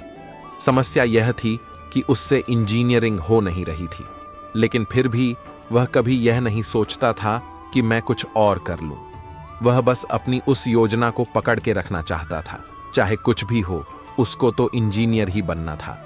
जैसे तैसे उसने इंजीनियरिंग तो पूरी कर ली, लेकिन उसके बाद भी वह इस काबिल नहीं हो पाया था कि वह इस फील्ड में एक अच्छी नौकरी ले सके। इंजीनियरिंग के बाद 3-4 साल उसने ऐसे ही गुजार दिए और उसे कुछ समझ नहीं आ रहा था कि वह क्या करे। एक बार उसे उसके कॉलेज का एक दोस्त दिखा। विमल को देखते ही करण उससे बात करने के लिए पहुंचा। करण बोला, अरे विमल, कैसे हो? बड़े दिनों बाद। विमल बोला, ठीक हूं, कॉलेज के बाद तो जैसे दोस्तों से मिलना जुलना ही कम हो गया है। करण बोला, और आजकल क्या कर रहे हो? विमल बोला, मैंने अपना खुद का काम खोला है, कपड़ों की एक दुकान खोली है और वह बहुत अच्छी चल रही है। यह सुनकर करण हैरान सा रह गया, क्योंकि विमल भी उसके साथ इंजीनियरिंग कॉलेज में पढ़ता था और वह भी उसी की तरह सोचता था कि वह इंजीनियर बनेगा। उसे समझ नहीं आ रहा था कि उसने अपनी फील्ड चेंज कैसे कर ली। करण बोला, पर तू तो कह रहा था कि मैं इंजीनियर ही बनूंगा, फिर तूने अपनी योजना कैसे बदल ली? विमल बोला, हाँ, मुझे भी यही लगता था कि मैं इंजीनियर बनूंगा, लेकिन हमें जीवन के हिसाब से चलना चाहिए। हमें खुद इतना फ्लैक्सिबल होना चाहिए कि हम उस हिसाब से खुद को ढाल सके। कब तक एक चीज को पकड़ कर रखेंगे? इसलिए मैंने सोचा कि मैं अपना ही काम खोल लेता हूं। करण और विमल में और भी बहुत सारी बातें हुई। उसके बाद विमल वहां से चला गया। करण सोचने लगा, मैं भी कितना बड़ा बेवकूफ हूं, जो एक चीज को पकड़कर अपना वक्त यूं ही बर्बाद करता रहा। दूसरी तरफ विमल कितना समझदार है, उसने वक्त रहते कोई दूसरा काम पकड़ लिया। मैं भी तो ऐसी बहुत सारी स्किल्स जानता हूं जिसमें मैं जा सकता हूं, लेकिन पता नहीं क्यों हम सिर्फ योजना को लेकर ही चलते रहते हैं। इस योजना ने तो मेरी जिंदगी को ही दोराहे पर लाकर खड़ा कर दिया है। विमल का करण से मिलना उसकी जिंदगी में एक सबक की तरह आया। अब उसने फैसला कर लिया था कि वह इंजीनियरिंग छोड़कर कुछ और करेगा। कहानी से शिक्षा। इस कहानी से हमें यह शिक्षा मिलती है कि हमें वक्त के साथ खुद को बदलना चाहिए, क्योंकि यदि हम अपनी बनाई हुई योजना के अनुसार चलेंगे और हमारे सोचे गए परिणाम जब हमें नहीं मिलते, तो हमारे लिए यह जीवन बड़ा कठिन हो जाएगा। इसलिए अपने जीवन में फ्लैक्सिबल होना सीखो। जिस प्रकार शरीर को फ्लैक्सिबल होने के लिए व्यायाम की जरूरत पड़ती है, इसी प्रकार जिंदगी की गंभीरता को देखते हुए उसमें भी बदलाव होना जरूरी है। आप अपनी जिंदगी की उन योजनाओं को पकड़कर मत रखो जो कि आपको दिन रात परेशान करती है। करण की तरह आप भी समझे और फ्लैक्सिबल बने। अमन नाम का एक लड़का था जो कि बहुत कम बातें किया करता था। सभी को यही लगता था कि कम बात करना उसका स्वभाव है। कुछ हद तक यह उसका स्वभाव भी था, लेकिन असल में उसके कम बात करने का कारण यह था कि वह ज्यादा लोगों से मेल जोल नहीं रख पाता था। इसी कारण वह खुद ही लोगों से दूर होने लगा था। उसके जीवन में ऐसा कुछ भी नहीं था जो उसे उत्साहित करता था। धीरे धीरे सभी लोग उसकी जिंदगी से जाते रहे और वह अकेला सा पड़ गया। अब उसका काम से भी मन हटने लगा। वह जितना भी काम करता, ऐसा लगता कि उसके लिए एक मजबूरी है। वह बहुत कुछ सीखना चाहता था, लेकिन उसके अंदर हिम्मत ही नहीं थी कुछ नया सीखने की। उसे गाने सुनना बहुत पसंद था, लेकिन धीरे धीरे उसका यह शौक भी कम हो गया। उसे चारों तरफ निराशा दिखती थी। दुनिया की कोई भी चीज उसे उत्साहित नहीं कर पा रही थी, लेकिन सबसे खतरनाक बात तो यह थी कि यह सब उसको नॉर्मल लग रहा था। उसे लग रहा था मैं नॉर्मली ही ऐसा हूं, लेकिन असल में वह तनाव में था, और ऐसा तनाव जो आसपास वालों को दिखाई नहीं दे रहा था। अमन के मामा उससे बहुत प्यार करते थे, लेकिन बड़े होते ही दोनों में एक अंतर आ चुका था। कई साल बाद जब उसके मामा उससे मिले, तब उन्होंने यह महसूस किया कि अमन तो बहुत निराशा में रहता है, और इसका हमेशा निराशा में रहना कोई नॉर्मल बात तो नहीं हो सकती। इसलिए उन्होंने सोचा कि क्यों ना मैं इस विषय में अमन से बात करूं। मामा अमन के पास पहुंचे और बोले, अमन क्या हुआ, आजकल निराश रहने लगे हो? ज्यादा मुझसे बातचीत भी नहीं करते, बचपन में तो कितना बात किया करते थे। अमन बोला, मामा वह तो बचपन की बात थी, बड़े होते होते इंसान का स्वभाव बदलता है। मेरा स्वभाव अब चुप रहने का हो गया है। मामा बोले, क्या तुम्हारी चुप्पी में शांति है? अमन बोला, नहीं, शांति तो बिल्कुल नहीं है, पर अब कोई काम करने का मन नहीं करता, किसी से बातचीत करने का भी मन नहीं करता। अब मैं ऐसा ही हो गया हूं। मामा बोले, यह तो बड़ी गंभीर बात है। अमन, तुम इसे इतनी आसानी से कैसे कह रहे हो? अमन बोला, बात क्या गंभीर है, जिंदगी इतनी गंभीर है तो मुझे ऐसा तो बनना ही था। मामा बोले, पर ऐसे कैसे हो सकता है कि तुम हर वक्त ही निराश रहते हो? हर वक्त कोई निराश नहीं रह सकता। अमन बोला, मैं तो कई सालों से निराश हूं। जो कुछ भी जीवन में घटता है कभी किसी को नहीं बताता, बताने का मन ही नहीं करता, बताने का फायदा भी क्या है? मामा बोले, अमन एक बात कहूं, अगर तुम बुरा ना मानो तो? अमन बोला, हाँ कहिए। मामा बोले, मैं एक अच्छे डॉक्टर को जानता हूं, तुम उन्हें दिखा लो, मुझे लगता है तुम्हें डिप्रेशन हो गया है। अमन बोला, यह आप कैसी बात कर रहे हो? मैं बीमार थोड़ी ही हूं, जो डॉक्टर को दिखा लूं, निराशा तो मेरे लिए सामान्य बात है। मामा बोले, देखो अमन, तुम अपनी निराशा को हल्के में मत लो, तुम बीमार नहीं हो, मुझे पता है, लेकिन कुछ बीमारियां मानसिक भी होती हैं। तुम मेरी बात मानो, तुम डॉक्टर के पास चलो। मामा के बहुत समझाने के बाद अमन उनके साथ डॉक्टर के पास पहुंचा। एक खाली कमरा था जिसमें 2 कुर्सियां लगी हुई थीं। एक तरफ अमन बैठा और दूसरी तरफ डॉक्टर। डॉक्टर बोले, अमन, तुम्हें घबराने की कोई जरूरत नहीं है, मैं तुमसे जो कुछ भी पूछूंगा तुम साफ साफ बताना। अमन बोला, जी बिल्कुल, मैं ठीक हूं, तो मुझे घबराने की वैसे भी जरूरत नहीं है। डॉक्टर बोले, अमन ये बताओ, तुम्हारे जीवन में कुछ तनाव है? तनाव की पहचान? अमन बोला, मैं इसे तनाव तो नहीं कह सकता, पर मैं हमेशा निराश रहता हूं। पता नहीं क्यों मेरा मन नहीं लगता किसी भी काम को करने में। मेरा बिल्कुल मन नहीं लगता कि मैं किसी से मिलूं या बात करूं। मुझे बस अकेले रहना अच्छा लगता है। अकेले में भी मैं बहुत परेशान रहता हूं, लेकिन उसके बाद भी मैं अकेले रहता हूं। डॉक्टर बोले, अमन तुम्हें तनाव है, सबसे पहले इस बात को मानो। गहरी निराशा तनाव का एक कारण होता है। जिसे यह निराशा लग जाती है, फिर वह अपने जीवन से ऊबने लगता है। तुम भी अपने जीवन से ऊब गए हो। तुम्हें जिंदगी में कुछ ऐसा नहीं मिला जो तुमने चाहा था, या फिर तुम एफर्ट करते करते थक गए हो और इस थकान के कारण ऐसी जिंदगी जी रहे हो। डॉक्टर बोले, हां अमन, तुम्हें तनाव है, पर घबराने की कोई बात नहीं है। सबसे पहले तो अपनी बातों को दूसरों से शेयर करना सीखो। अपने मन में मत रखो और लोगों से मिलना जुलना सीखो। अपने आप को किसी काम में इन्वॉल्व करो। इन्हीं चीजों से तुम अपना तनाव कम कर पाओगे। बाकी अगर दवाइयों की जरूरत होगी तो मैं तुम्हें वो दूंगा। अमन बोला, हाँ डॉक्टर साहब, आप ठीक ही कह रहे हो, मुझे खुद को बदलना चाहिए। मैं खुद को बदल नहीं पाता, इसलिए तनाव में रहता हूं। जीवन के 4-5 साल ऐसे ही निराशा में गुजरे हैं। ऐसा लगता है जैसे सब कुछ खत्म हो चुका है और मेरे लिए अब कुछ बचा ही नहीं। लेकिन आज आपने मुझे समझा दिया है, मैं आज से ही कोशिश करूंगा कि खुद को बाहरी दुनिया में इन्वॉल्व कर पाऊं। अमन ने डॉक्टर की सलाह मानी और धीरे धीरे से तनाव से बाहर निकलना शुरू किया। यह कहानी हमें यह बताती है, जो भी हमारे भीतर हो रहा है उसे पहचानना बहुत जरूरी है। कभी कभी ऐसा होता है कि हम लंबे वक्त से तनाव में होते हैं, लेकिन हमें यह सामान्य लगता है। इसलिए इन बातों को सामान्य ना माने, लोगों से इस बारे में बात करें और अपनी मदद करें। एक बार की बात है, एक जैन गुरु के पास एक युवक आया। वह बोला, गुरुजी, मैं हमेशा अपनी जिंदगी में दुखी रहता हूं। मुझे हर तरफ अंधकार ही अंधकार दिखता है। मुझे कुछ समझ नहीं आता कि अपनी जिंदगी को कैसे जीना चाहिए। जैन गुरु बोले, अच्छा ठीक, मैं तुम्हारी समस्या का समाधान जरूर करूंगा, लेकिन उससे पहले तुम जाओ, एक गिलास पानी में नमक डालकर ले आओ।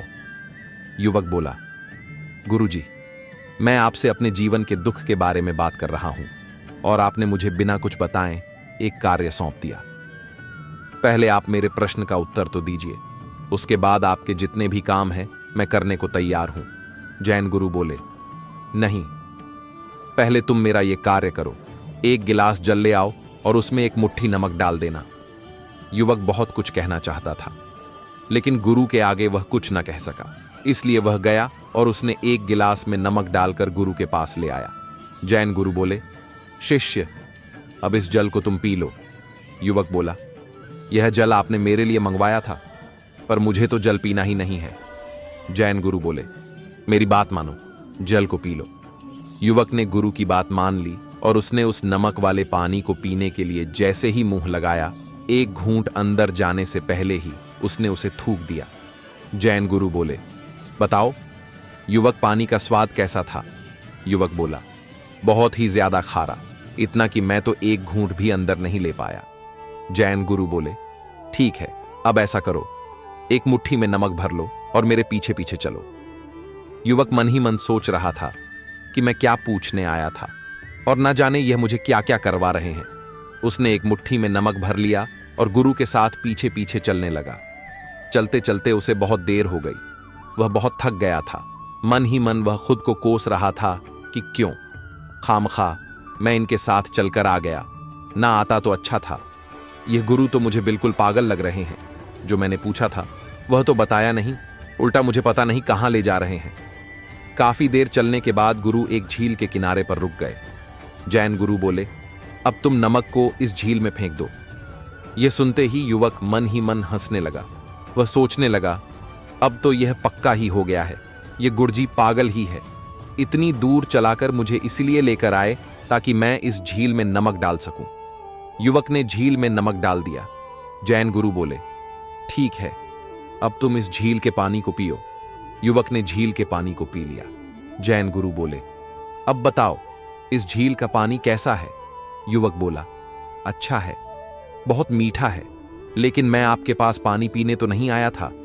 जैन गुरु ने युवक का हाथ पकड़ा और बोले, जीवन में दुख भी नमक के जैसे होते हैं और नमक की मात्रा भी वही रहती है, लेकिन यह पात्र तय करता है कि हमें स्वाद कैसा आएगा।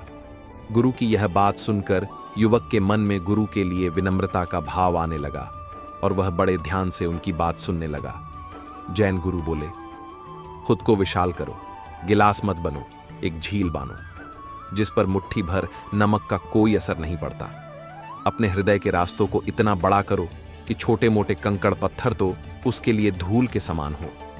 जीवन में दुख तो समान ही होते हैं, लेकिन दुख का असर हर व्यक्ति पर अलग अलग होता है। इसका कारण सिर्फ एक है कि किसी के व्यक्तित्व की पात्रता छोटी है तो किसी की बड़ी आगे। जैन गुरु ने कहा, जैसे एक राजा खुद के सुख से ज्यादा अपनी प्रजा को महत्व देता है, यह बताता है कि उसका व्यक्तित्व कितना बड़ा है, इसलिए उसे खुद के दुख बड़े मामूली दिखते हैं। और एक आम इंसान अपनी छोटी छोटी चीजों के लिए दुख करता रहता है। इस व्यक्ति की पात्रता बहुत छोटी है, इसलिए इसे अपना दुख बहुत बड़ा प्रतीत होता है।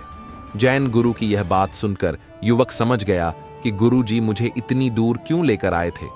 युवक बोला, गुरुजी, मुझे माफ कर दो, मैं तो आपको पागल समझ रहा था, लेकिन यह जान ही नहीं पाया कि मेरा खुद का हृदय इतना छोटा है। लेकिन आपकी कृपा से अब मैं जान गया हूं कि मैं भीतर से वह गिलास बना बैठा हूं जिस पर थोड़ा सा भी संकट आता है तो मैं खारा हो जाता हूं। लेकिन अब मुझे झील की तरह बनना है जिस पर कितना भी नमक डाला जाए वह अपनी मिठास नहीं छोड़ता। ऐसा कहकर शिष्य ने जैन गुरु के पांव पकड़ लिए। इस कहानी से हमें यह शिक्षा मिलती है कि हमें अपने दिल को इतना बड़ा करना होगा कि जीवन में आने वाले दुखों को हम मजबूती से झेल सके। हमारी शख्सियत, हमारा व्यवहार हमें बताता है कि हम भीतर से कितने बड़े हैं और हमारा यह बड़प्पन हमारे ही नहीं दूसरों के भी काम आता है। एक विशाल हृदय वाला व्यक्ति ही दूसरों की मदद कर सकता है, उन्हें आगे बढ़ा सकता है। दुनिया की सबसे तेज छुरी हमारी जबान है और दुनिया के सबसे खतरनाक हथियार हमारे शब्द हैं जो बिना किसी का खून बहाए लोगों को अंदर ही अंदर मार सकते हैं। हमारे शब्द हमारी ताकत हो सकते हैं, उसी के साथ ये हमारी सबसे बड़ी कमजोरी भी हो सकते हैं अगर हमें नहीं पता कि कब, कहां और क्या और कितना बोलना है। यदि हम सही समय पर सही इरादे के साथ सही शब्दों का प्रयोग करते हैं तो यह हमें एक सफल व्यक्ति बनाता है, लेकिन अगर हम सही समय पर सही इरादे से सही शब्दों का इस्तेमाल नहीं करते तो यह हमारे जीवन को नर्क से बदतर बना सकता है। तो चलिए जानते हैं एक कहानी के माध्यम से चुप रहकर जीवन को कैसे बदला जा सकता है। जापान में एक बहुत ही प्रसिद्ध बौद्ध भिक्षु रहा करते थे। उनका नाम रिसाई था। रिसाई अकेले रहते थे। दुनिया के शोर शराबे से दूर जंगल में वो रहते थे और वह बड़े ही ध्यानी और प्रभु भक्त व्यक्ति थे, इसलिए वह पूरे जापान में बहुत प्रसिद्ध थे। एक दिन एक राजकुमार रिसाई के पास आया और बोला, हे प्रभु, मैं हमेशा थका हुआ, निराश और परेशान महसूस करता हूं। मेरा मन बहुत अशांत रहता है। हालांकि मेरे पास सब कुछ है, दौलत, शोहरत, सुख सुविधाएं जो हर व्यक्ति चाहता है या पाने की चाहत करता है, लेकिन फिर भी मेरे अंदर इतनी अशांति और चिंता क्यों है? रिसाई ने उसकी बात बहुत ही ध्यान सुनी और कुछ सोचने के बाद कहा, तुम इस प्रश्न का उत्तर जानते हो, बस तुमने कभी इस प्रश्न को हल करने की कोशिश नहीं की है। रिसाई ने आगे कहा, मैं एक खोज करना चाहता हूं, क्या तुम मेरा साथ उसमें दोगे? इस खोज के बाद तुम्हारे जीवन में किसी भी तरह की अशांति और चिंता नहीं रहेंगी। यह बात सुनकर राजकुमार बहुत खुश हुआ। उसने रिसाई से कहा, बताइए मुझे क्या करना होगा? अपने मन के शांति के लिए मैं कुछ भी करने को तैयार हूं। राजकुमार की बात सुनकर रिसाई ने कहा, तो फिर अगले 15 दिन तक मेरे आश्रम में रहोगे और एक सामान्य व्यक्ति की तरह अपना जीवन व्यक्तित्व करोगे, और इन 15 दिनों में तुम अकेले और चुपचाप रहोगे, जितना हो सके कम बोलोगे। राजकुमार सहमत हो गया।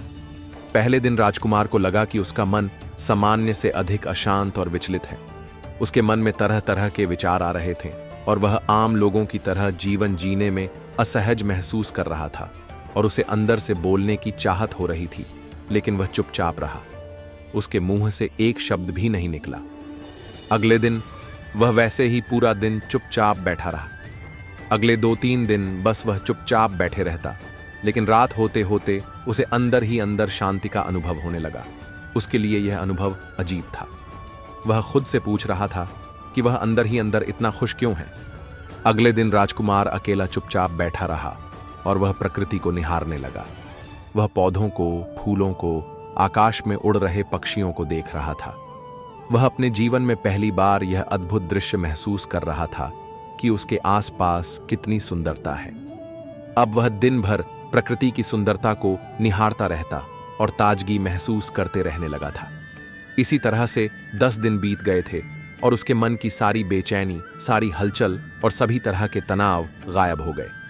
11वें दिन की सुबह राजकुमार फिर से एकांत में बैठ गया और कुछ ही मिनटों में उसकी आंखें अपने आप बंद हो गईं और वह गहरे ध्यान में चला गया। वह पूरे दिन वहीं पर ध्यान लगा के बैठा रहा और गहरे ध्यान में डूबा रहा। न कोई शब्द, न कोई चिंता। राजकुमार भीतर से असीम शांति और आनंद से भर गया। राजकुमार अपने बाकी के 4 दिन इसी तरह व्यतीत करने के बाद रिसाई के पास गया और उन्हें प्रणाम किया और बोला, हे भिक्षु महाराज, मुझे उत्तर मिल गया कि मेरे में इतनी उथल पुथल और चिंता क्यों था।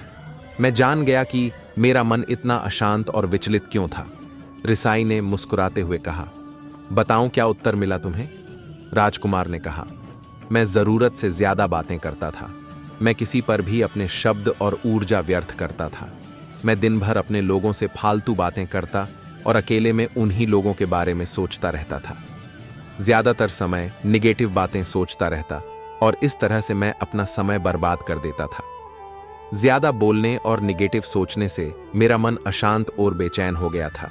इसी वजह से मैं किसी काम को ठीक से नहीं कर पा रहा था, जिसकी वजह से मैं हर काम में असफल होने लगा और फिर इन्हीं लगातार मिलने वाली असफलताओं की वजह से ही मैं उदास और चिड़चिड़ा हो गया।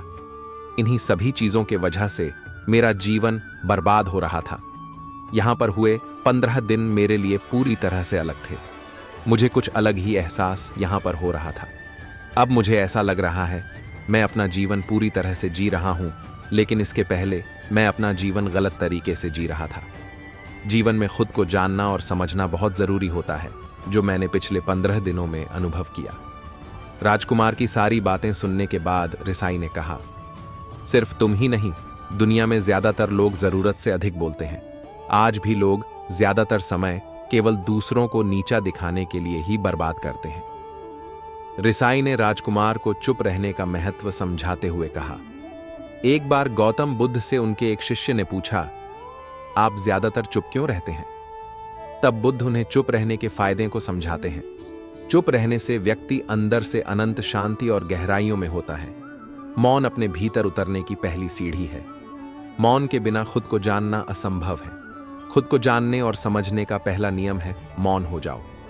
कम बोलने का कोई भी नुकसान नहीं है, लेकिन यदि आप ज्यादा बोलते हैं तो आप अधिक गलतियां करते हैं। अगर व्यक्ति कम बोलना शुरू कर दें तो संसार की 90% मुसीबतें अपने आप खत्म हो जाएंगी। जिसने मौन रहने की कला जान ली, वो भीड़ में भी अकेले रहने कला जान लेता है।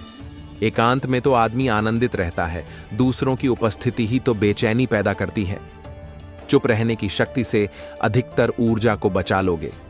इस कहानी से हमें यह सीखने को मिलता है कि चुप रहने में भी एक अद्भुत शक्ति होती है।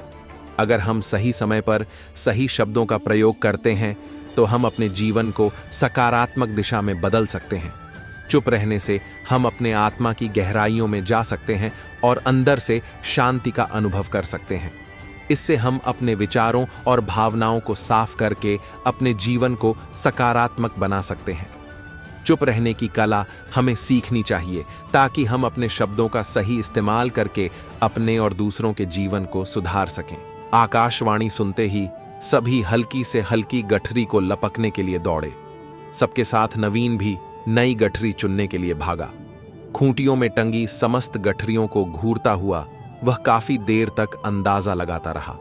अब उसे एक डर और था कि कहीं वह कोई ऐसी गठरी ना उठा ले जिसमें पहले से भी ज्यादा दुख हो। अगर ऐसा हुआ तो परेशानियां और बढ़ जाएंगी और मुझे लेने के देने पड़ जाएं। जीवन तहस नहस हो जाएगा सो अलग। अब उसके मन में तरह तरह के विचार आने लगे। वह सोचने लगा कि कम से कम वह अपने दुखों से भली भांति परिचित तो है और उन्हें झेलने का आदी भी हो गया है। उनके लिए कुछ रास्ते निकालने की शुरुआत भी की है। शायद उसका परिणाम आए तो एकाध दुख घट ही जाए। कहीं ऐसा ना हो कि चुनी गई नई गठरी में दुख और भी ज्यादा पीड़ादायक हो जाए। ऐसे विचारों में खोया वह एक के बाद एक गठरी के सामने से गुजरता, लेकिन तय नहीं कर पाया कि कौन सी गठरी चुनी जाए। उसे यह भी डर था कि कहीं कोई उसकी गठरी ना उठा ले। इसी उधेड़बुन में फंसे नवीन ने आखिरकार अपनी गठरी ही उठा ली और चल पड़ा। उसने तय किया कि वह अब इन चुनौतियों का मुकाबले पहले से ज्यादा मजबूती से करेगा। धीरे धीरे नवीन को अपने ही दुख दूसरों से कम होते हुए महसूस हो रहे थे और उसके जैसे ही भाव वहां मौजूद हर व्यक्ति में आ रहे थे। सच में सबको अपना दुख ज्यादा बड़ा और ज्यादा पीड़ादायक लगता है। लगता है कि वही संसार का सबसे दुखी प्राणी है, पर हमसे भी ज्यादा न जाने कितने और दुखी हैं। कितने ही लोग ऐसे हैं जिन्हें 2 वक्त का भोजन भी मुश्किल से नसीब होता है।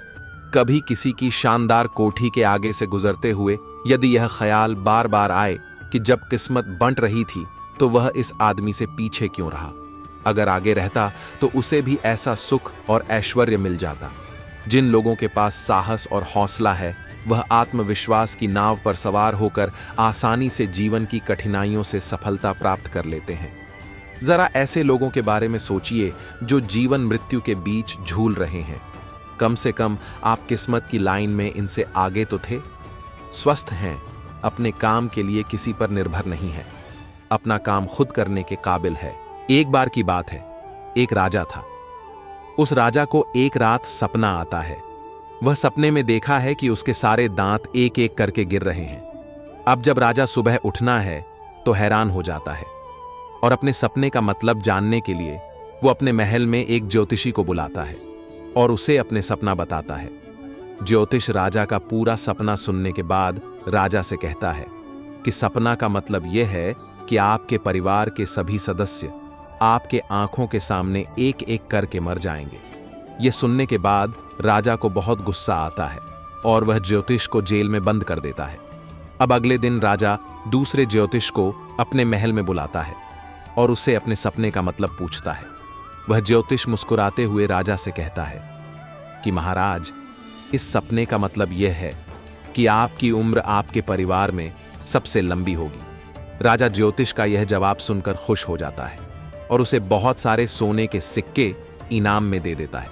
दोस्तों, दोनों ज्योतिषी का कहने का मतलब एक ही था, लेकिन कहने का तरीका अलग था, शब्द अलग था, लेकिन मीनिंग एक ही था। इसी तरह अगर आपके पास बोलने का सही तरीका है, बात को बोलने के लिए सही शब्द, सही अल्फाज है, तो आप नेगेटिव बात को भी पॉजिटिव तरीके से बोल सकते हो। बिल्कुल इसी तरह एक बार एक अंधा आदमी रास्ते पर भीख मांग रहा था। उसके सामने एक कटोरा रखा हुआ था और उसके साइड में एक वाइट पेपर पर बड़े बड़े अक्षरों में लिखा हुआ था कि मैं आंखों से अंधा हूं, मुझे कुछ दान करके जाइए। शाम तक उस कटोरे में सिर्फ कुछ ही सिक्के लोग डाला करते थे।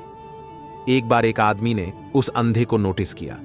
वह आदमी उस अंधे आदमी के पास जाता है और उसे कहता है, क्या मैं आपकी इस पेपर पर कुछ दूसरी लाइन लिख सकता हूं? अंधे आदमी ने परमिशन दे दी। उस आदमी ने पेपर को पलटकर उस पर दूसरी लाइन लिख दी और वहां से चला गया। यह सब होने के बाद अब हर कोई उसे अंधे आदमी के कटोरे में पैसे डालने लगा और शाम तक उसके पास इतने पैसे जमा हो गए जो उसके पास एक हफ्ते में हुआ करते थे।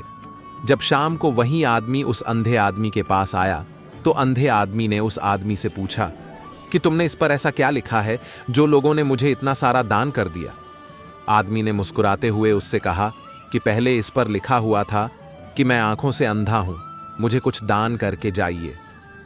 मैंने उसे पलटकर यह लिखा कि आज का दिन कितना खूबसूरत है जिसे आप अपनी आंखों से देख सकते हो, लेकिन मैं नहीं। बस मैं यही लाइन लिखी थी। जीवन में जब भी हम खराब दौर से गुजरते हैं तो मन में यह विचार जरूर आता है कि परमात्मा मेरी परेशानियां देखता क्यों नहीं है, मेरी परेशानियां दूर क्यों नहीं करता। लेकिन सुख दुख तो हमारे जीवन का हिस्सा है। जीवन है तो परेशानियां भी होंगी। एक युवक की अपनी तमाम परेशानियों के लिए भगवान से शिकायत पर आधारित यह स्टोरी दुखों की गठरी। नवीन अपनी परेशानियों से जूझ रहा था। उसे लगता था कि एक अकेला वही संसार का सबसे दुखी व्यक्ति है। सिर्फ उसी के जीवन में तमाम मुसीबतें हैं। से इस बात की बड़ी शिकायत रहती थी कि भगवान ने संसार के सारे दुख उसके हिस्से दे दिए और फिर सब कुछ भूलकर कानों में रुई लगाकर सो गए हैं। नवीन सोते जागते भगवान से प्रार्थना करता और फिर कभी भगवान को दोष देता तो कभी खुद को कोसता रहता। भगवान हैं कि न तो विनती से सुन रहे थे और न उसके उलाहने। अब नवीन बेचारा करे भी तो क्या करे। एक मुसीबत खत्म होती नहीं कि दूसरी आ जाती। एक दिन उसने सोने से पहले प्रार्थना की, प्रभु मैं आपके सामने कहता कहता थक गया, अब और मिन्नतों की इच्छा नहीं है। एक अंतिम बार कह रहा हूं, कृपा करके मेरी प्रार्थना सुन लीजिए। अगर आपको मेरे दुख नहीं मिटाने हैं तो कम से कम इतना तो कर सकते हैं कि किसी ऐसे व्यक्ति के दुखों से मेरा दुख बदल दीजिए जिसके जीवन में मुझसे कम दुख हो। हमेशा के लिए नहीं तो कम से कुछ महीनों के लिए ही सही, थोड़े दिन के लिए मुझे भी कुछ राहत मिल जाए। अब भगवान ने नवीन की आखिरी इच्छा सुन ही ली और उसे उस रात सपने में भगवान दिखे। भगवान बोले, बालक मैं तुम्हारी प्रार्थना रोज सुनता था, पर मैं उनके ऊपर ध्यान ज्यादा दे रहा था जो तुमसे भी ज्यादा तकलीफ में है। खैर, तुम अपने सारे कष्टों को विस्तार से एक कागज पर लिखो, फिर एक गठरी बनाओ और शहर के मुख्य चौराहे पर जाकर उसे टांग कर आ जाओ। नवीन हड़बड़ाकर नींद से जागा। पहले तो उसको बिल्कुल यकीन ही न हुआ कि सच में भगवान आए थे और उन्होंने उससे यह सब बातें कही हैं। फिर सोचा कि आजमाने में क्या हर्ज है, क्या पता इससे ही कोई रास्ता निकल आए। उसने भगवान के दिए आदेश के अनुसार अपनी सारी परेशानियां अलग अलग कागजों पर लिखीं।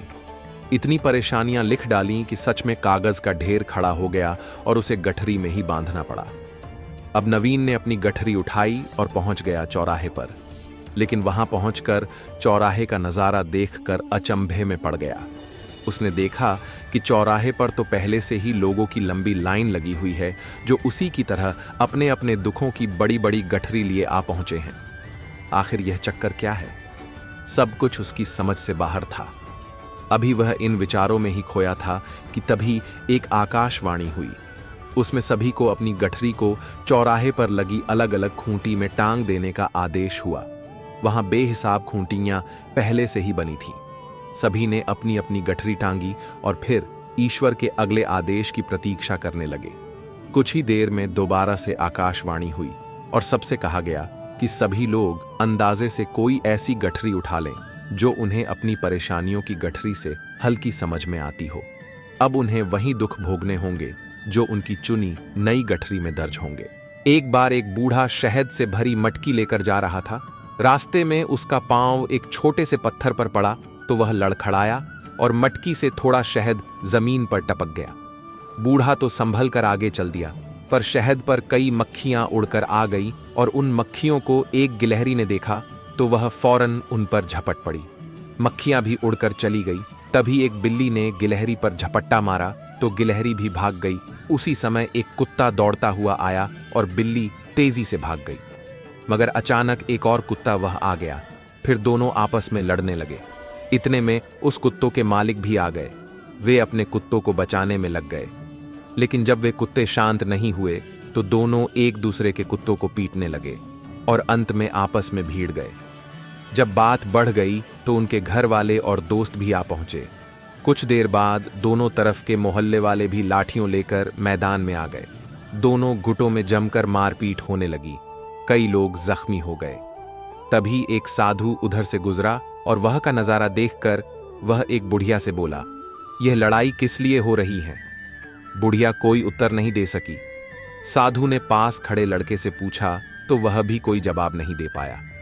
फिर जब दूसरे लोगों से साधु को लड़ाई की असली वजह का पता चला, तब उसने भीड़ को शांत होने का इशारा किया और कहा, बिना बात को समझे लड़ने वाले को आप क्या कहेंगे? कोई कुछ नहीं बोला, सब मौन हो गए। साधु ने फिर कहा, हमारे देश में लड़ाई की जड्डी एच यही है कि लोग जानते ही नहीं हैं कि वे किस बात पर झगड़ रहे हैं। जिस दिन लोगों को यह बात समझ में आ जाएगी, तब समझ लेना कि उनके व्यक्तित्व का विकास हो गया है। फिर वे लड़ने से पहले लड़ाई का कारण जानने की कोशिश करेंगे। एक बार की बात है कि एक गांव में एक गरीब आदमी रहता था।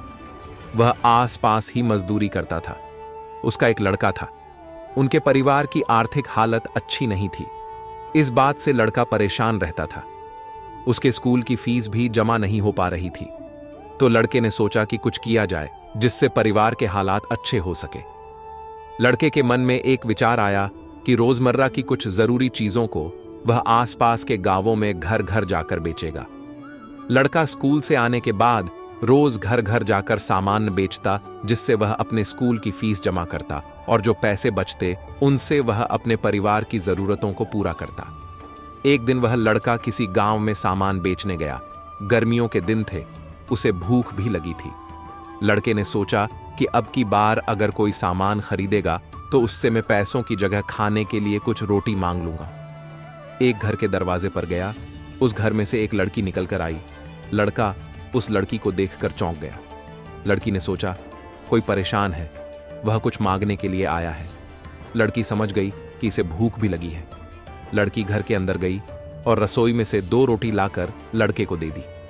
लड़का ने रोटी खाई, पानी पिया और लड़की से बोला कि मेरे पास कुछ सामान है, इन्हें तुम ले लो, ये तुम्हारे घर में काय आ जाएंगे। लड़की ने मना कर दिया और कहा कि इन्हें तुम किसी और जरूरतमंदों को बेच लेना।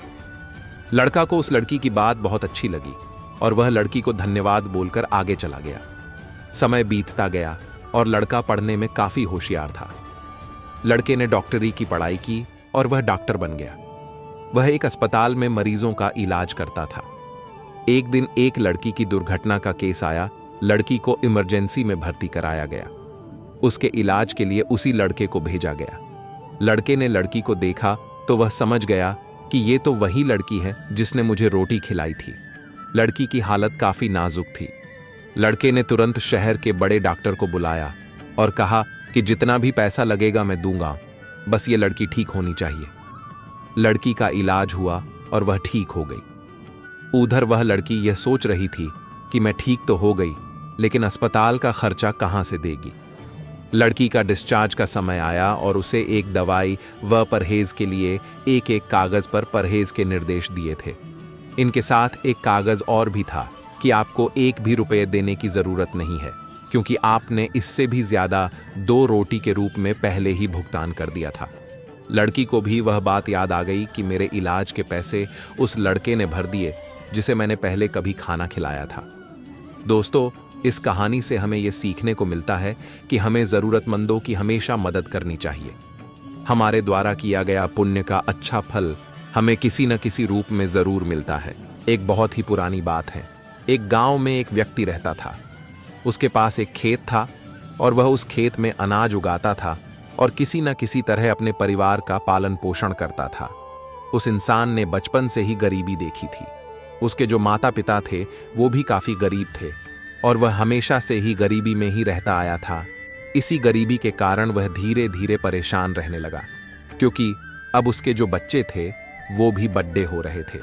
उनकी फीस के खर्चे, किताबों के खर्चे, कपड़ों के खर्चे बढ़ते ही जा रहे थे और फिर घर का भी खर्च, और फिर ऊपर से महंगाई भी बढ़ती जा रही थी। वो अक्सर सोचता था कि जीवन जीना कितना कठिन है। एक समस्या खत्म नहीं होती और दूसरी शुरू हो जाती है। तो वो कभी कभी ऐसा सोचता था कि मेरी पूरी जिंदगी क्या ऐसे ही समस्याओं को हल करने में ही निकल जाएगी। पर ये समस्याएं हल ही नहीं होगी और इसी तरह से ये समस्या चलती रहेंगी। कुछ दिनों बाद उसके गांव में साधु आए। गांव के लोगों से पता चला कि बहुत ही पहुंचे हुए और ज्ञानी साधु हैं और लोगों की संशयों और समस्याओं को चुटकी में ही हल कर देते हैं। तो उसने सोचा, क्यों ना एक बार साधु के पास जाया जाए और उसे अपनी परेशानी बताई जाए, तो शायद वो कोई हल मुझे भी बता दे। तो वह व्यक्ति उस साधु के पास गया और उनको अपनी सारी परेशानी बताई कि मैं अपनी जिंदगी में बहुत सारी कठिनाइयों का सामना कर रहा हूं और ये कठिनाइयां कभी खत्म ही नहीं होती। एक खत्म होती है तो दूसरी शुरू हो जाती है। साधु उसकी बातें सुनकर हंसने लगे। उन्होंने कहा, तुम मेरे साथ चलो, मैं तुम्हें तुम्हारी परेशानी का हल बता दूंगा। तो उसने कहा, ठीक है। तो फिर वो साधु उसे एक नदी की तरफ ले गया और बोले कि मैं तुम्हें नदी की दूसरी तरफ जाकर के तुम्हें तुम्हारी सारी परेशानी का हल बताऊंगा और तुम्हारी सारी परेशानियां दूर हो जाएंगी। तो यह कहकर साधु नदी के किनारे खड़े हो गए। नदी के किनारे खड़े काफी देर हो गई और वो इंसान सोचने लगा कि ये यहां इतनी देर से क्यों खड़े है, और अगर नदी के पार ही समस्या को समाधान होगा तो फिर क्या हमें कोई लेने आ रहा है या फिर महाराज किसी का इंतजार कर रहे हैं। और अंत में उसके सब्र का बांध टूट गया और उसने पूछ ही लिया, महाराज, हमें तो नदी पार करनी है, तो हम अभी तक यहाँ क्यों खड़े हैं। तो इस पर साधु ने जवाब देते हुए कहा, बेटा, ये जो नदी का पानी है मैं उसके सूखने का इंतजार कर रहा हूँ। जैसे ही यह पानी सूख जाएगा हम आराम से नदी पार करेंगे और उस पार चले जाएंगे और मैं तुम्हें तुम्हारी सारी परेशानियों का हल बता दूंगा। तो वह व्यक्ति सोचने लगा कि यह महाराज कैसी मूर्खों जैसी बात कर रहे हैं।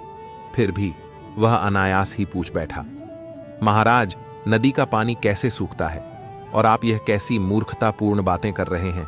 नदी का पानी कैसे सूखता है? नदी का पानी थोड़े ही सूखेगा, ये तो ऐसे ही चलता रहेगा। तो जो साधु महाराज थे वो हंसने लगे और कहने लगे, बेटा, मैं तुम्हें यही तो समझाना चाह रहा हूं कि ये जीवन भी एक नदी की तरह है और ये जो पानी है वो समस्या की तरह है। जब तुमको पता है कि नदी का पानी नहीं सूखेगा तो तुमको खुद प्रयास करके नदी पार करनी होगी। वैसे ही जीवन में समस्याएं भी चलती रहेंगी, तुम्हें अपने प्रयासों से ही नदी पार करनी होगी। मतलब इन परेशानियों का सामना करना है।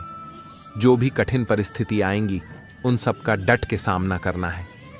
अगर तुम नदी के किनारे बैठे रहोगे और नदी के पानी सूखने का इंतजार करते रहोगे तो तुम जीवन में कभी भी आगे नहीं बढ़ पाओगे। मतलब पानी तो बहता रहेगा, समस्याएं भी ऐसे ही आती रहेंगी, पर आपको नदी की धारा को चीरते हुए आगे बढ़ना है।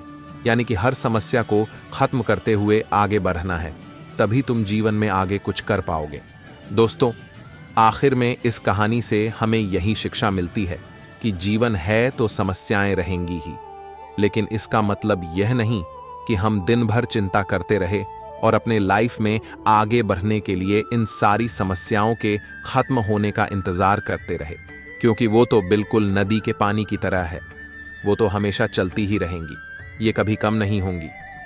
बेहतर यह है हम उसे चीरते हुए आगे बढ़े, अपने हर समस्या का डट कर सामना करें और अपनी लाइफ को और भी बेहतर बनाते रहे।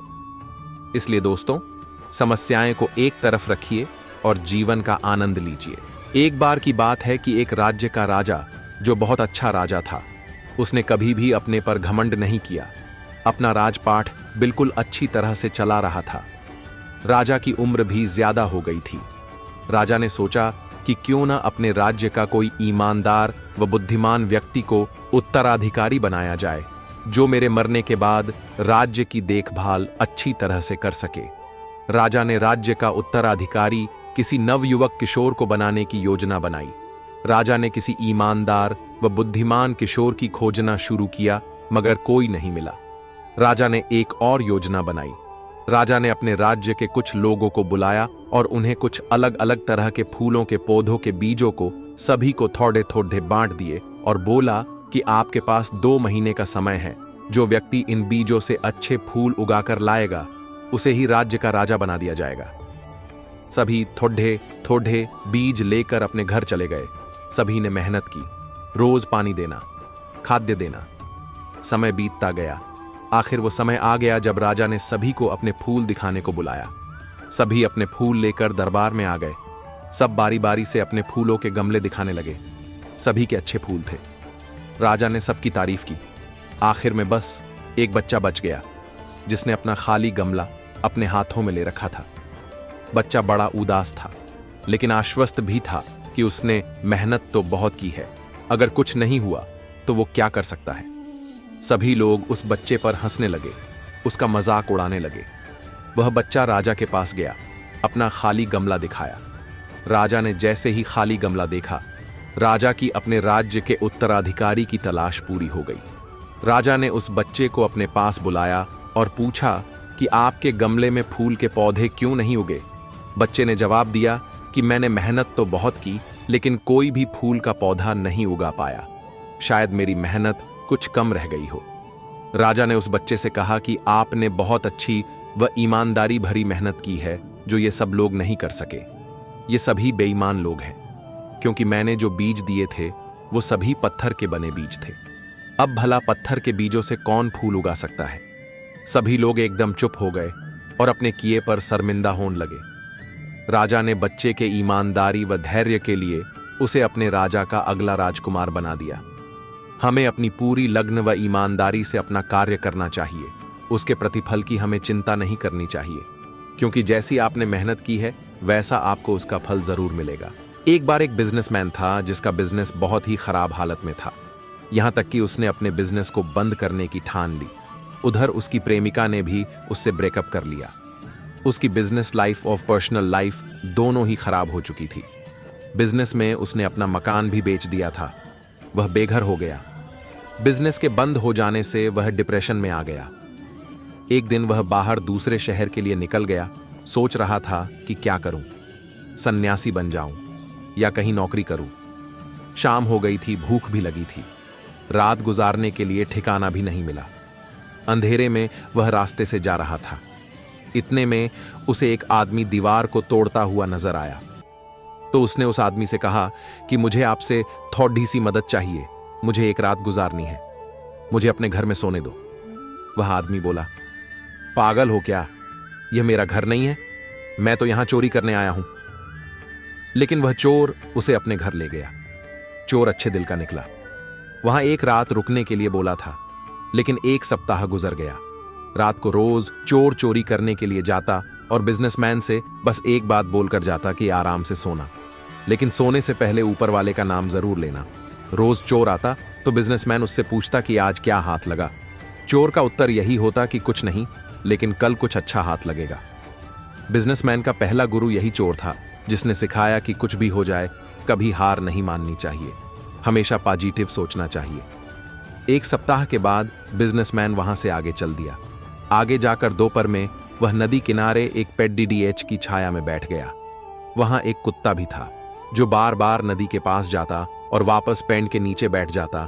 कुत्ते को प्यास लगी थी, लेकिन वह पानी में अपनी परछाई देखकर डर जाता और वापस आ जाता। बिजनेसमैन यह सब देख रहा था। एक बार कुत्ता हिम्मत करके नदी के पास गया और जोर से पानी में छलांग लगा दी और अपनी प्यास बुझा ली।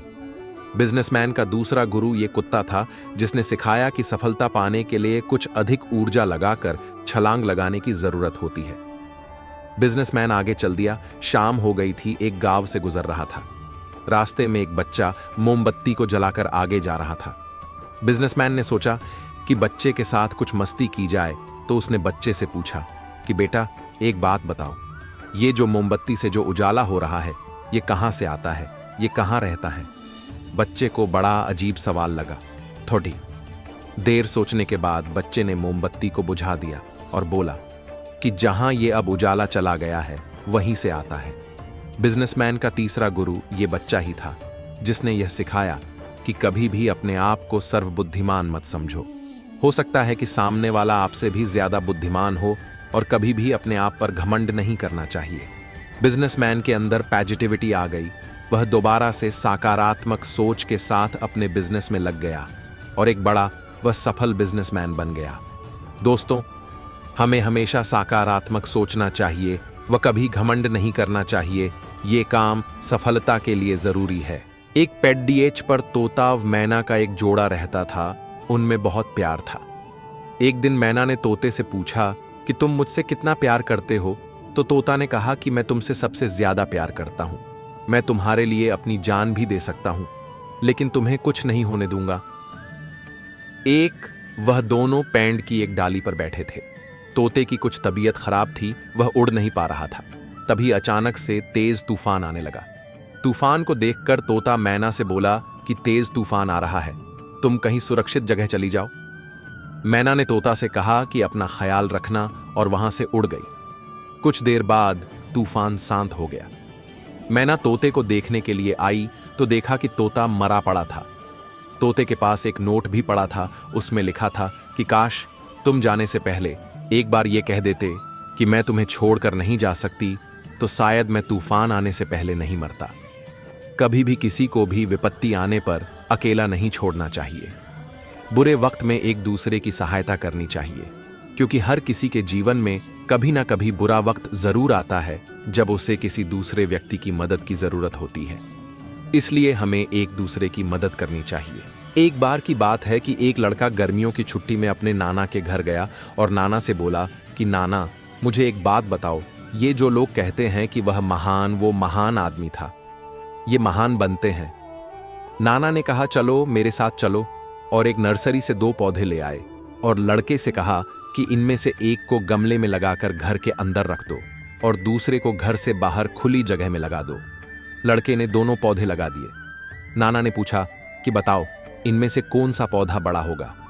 लड़के ने जवाब दिया कि मुझे लगता है कि यह घर के अंदर वाला पौधा जल्दी बड़ा होगा, क्योंकि इसका ख्याल अच्छे से रख सकते हैं, जैसे पानी देना, और ये आंधी तूफान से भी सुरक्षित रहेगा, इसलिए घर के अंदर वाला पौधा ज्यादा बड़ा होगा। नाना ने कहा ठीक है, तुम अगली गर्मियों की छुट्टियों में आकर देखना। लड़का अपने घर आ गया और अगली गर्मियों की छुट्टियां भी आ गईं। लड़का बड़ा उत्सुक था अपने नाना के घर जाने के लिए और ये पूछने के लिए कि इंसान महान कैसे बनते हैं। लड़का नाना के घर गया और नाना से सवाल किया कि नाना बताओ, आदमी महान कैसे बनते हैं? नाना ने कहा कि जो तुमने पौधे लगाए थे उन्हें जाकर देखो कौन सा बड़ा हो गया है। लड़का घर के अंदर गया और गमले में रखा पौधा देखा जो बड़ा हो चुका था। लड़का नाना से बोला, देखो मैंने कहा था ना कि यह गमले वाला पौधा बड़ा होगा, अब यह बड़ा पौधा हो गया है। नाना ने कहा कि यह सब कहने से पहले एक बार बाहर वाले पौधे को भी देख लो। लड़का बाहर आया तो देखा वहां कोई पौधा है ही नहीं, सिर्फ एक बड़ा पेड़ डीएच है। यह देखकर लड़का नाना से बोला, यह चमत्कार कैसे हुआ? यह बाहर वाला पौधा पेड़ डीएच कैसे बन गया, जबकि अंदर गमले में रखा पौधा अब भी पौधा ही है?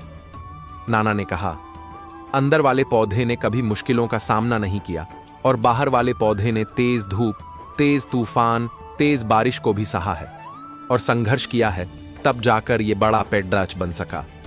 उसी तरह जो आदमी मुश्किलों का सामना करते हैं वही महान बन पाते हैं, और जो मुश्किलों का सामना नहीं करते वो आगे नहीं बढ़ पाते। हमें हमेशा आगे बढ़ने के लिए संघर्ष करते रहना चाहिए, कभी हार नहीं माननी चाहिए। कोशिश करने से सफलता जरूर मिलती है।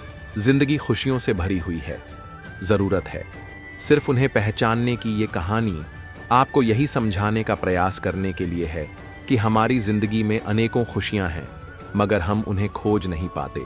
या कहे कि हमारा उनके ऊपर ध्यान ही नहीं जाता और हम बेवजह ही अपनी जिंदगी को खराब समझने लग जाते। लड़के की जो निराश था, हताश था। एक दिन उसे एक महात्मा मिले। लड़के ने महात्मा जी से कहा, महात्मा जी, मेरे साथ कुछ भी अच्छा नहीं होता। जो भी मैं सोचता हूं सब कुछ उससे उल्टा होता है। मेरी नौकरी करता हूं। मैं पहले सोचता था कि जब नौकरी लग जाएगी तो अपने पिताजी को एक अच्छी गाड़ी लेकर दूंगा, लेकिन अब नौकरी तो लग गई, लेकिन इतने पैसे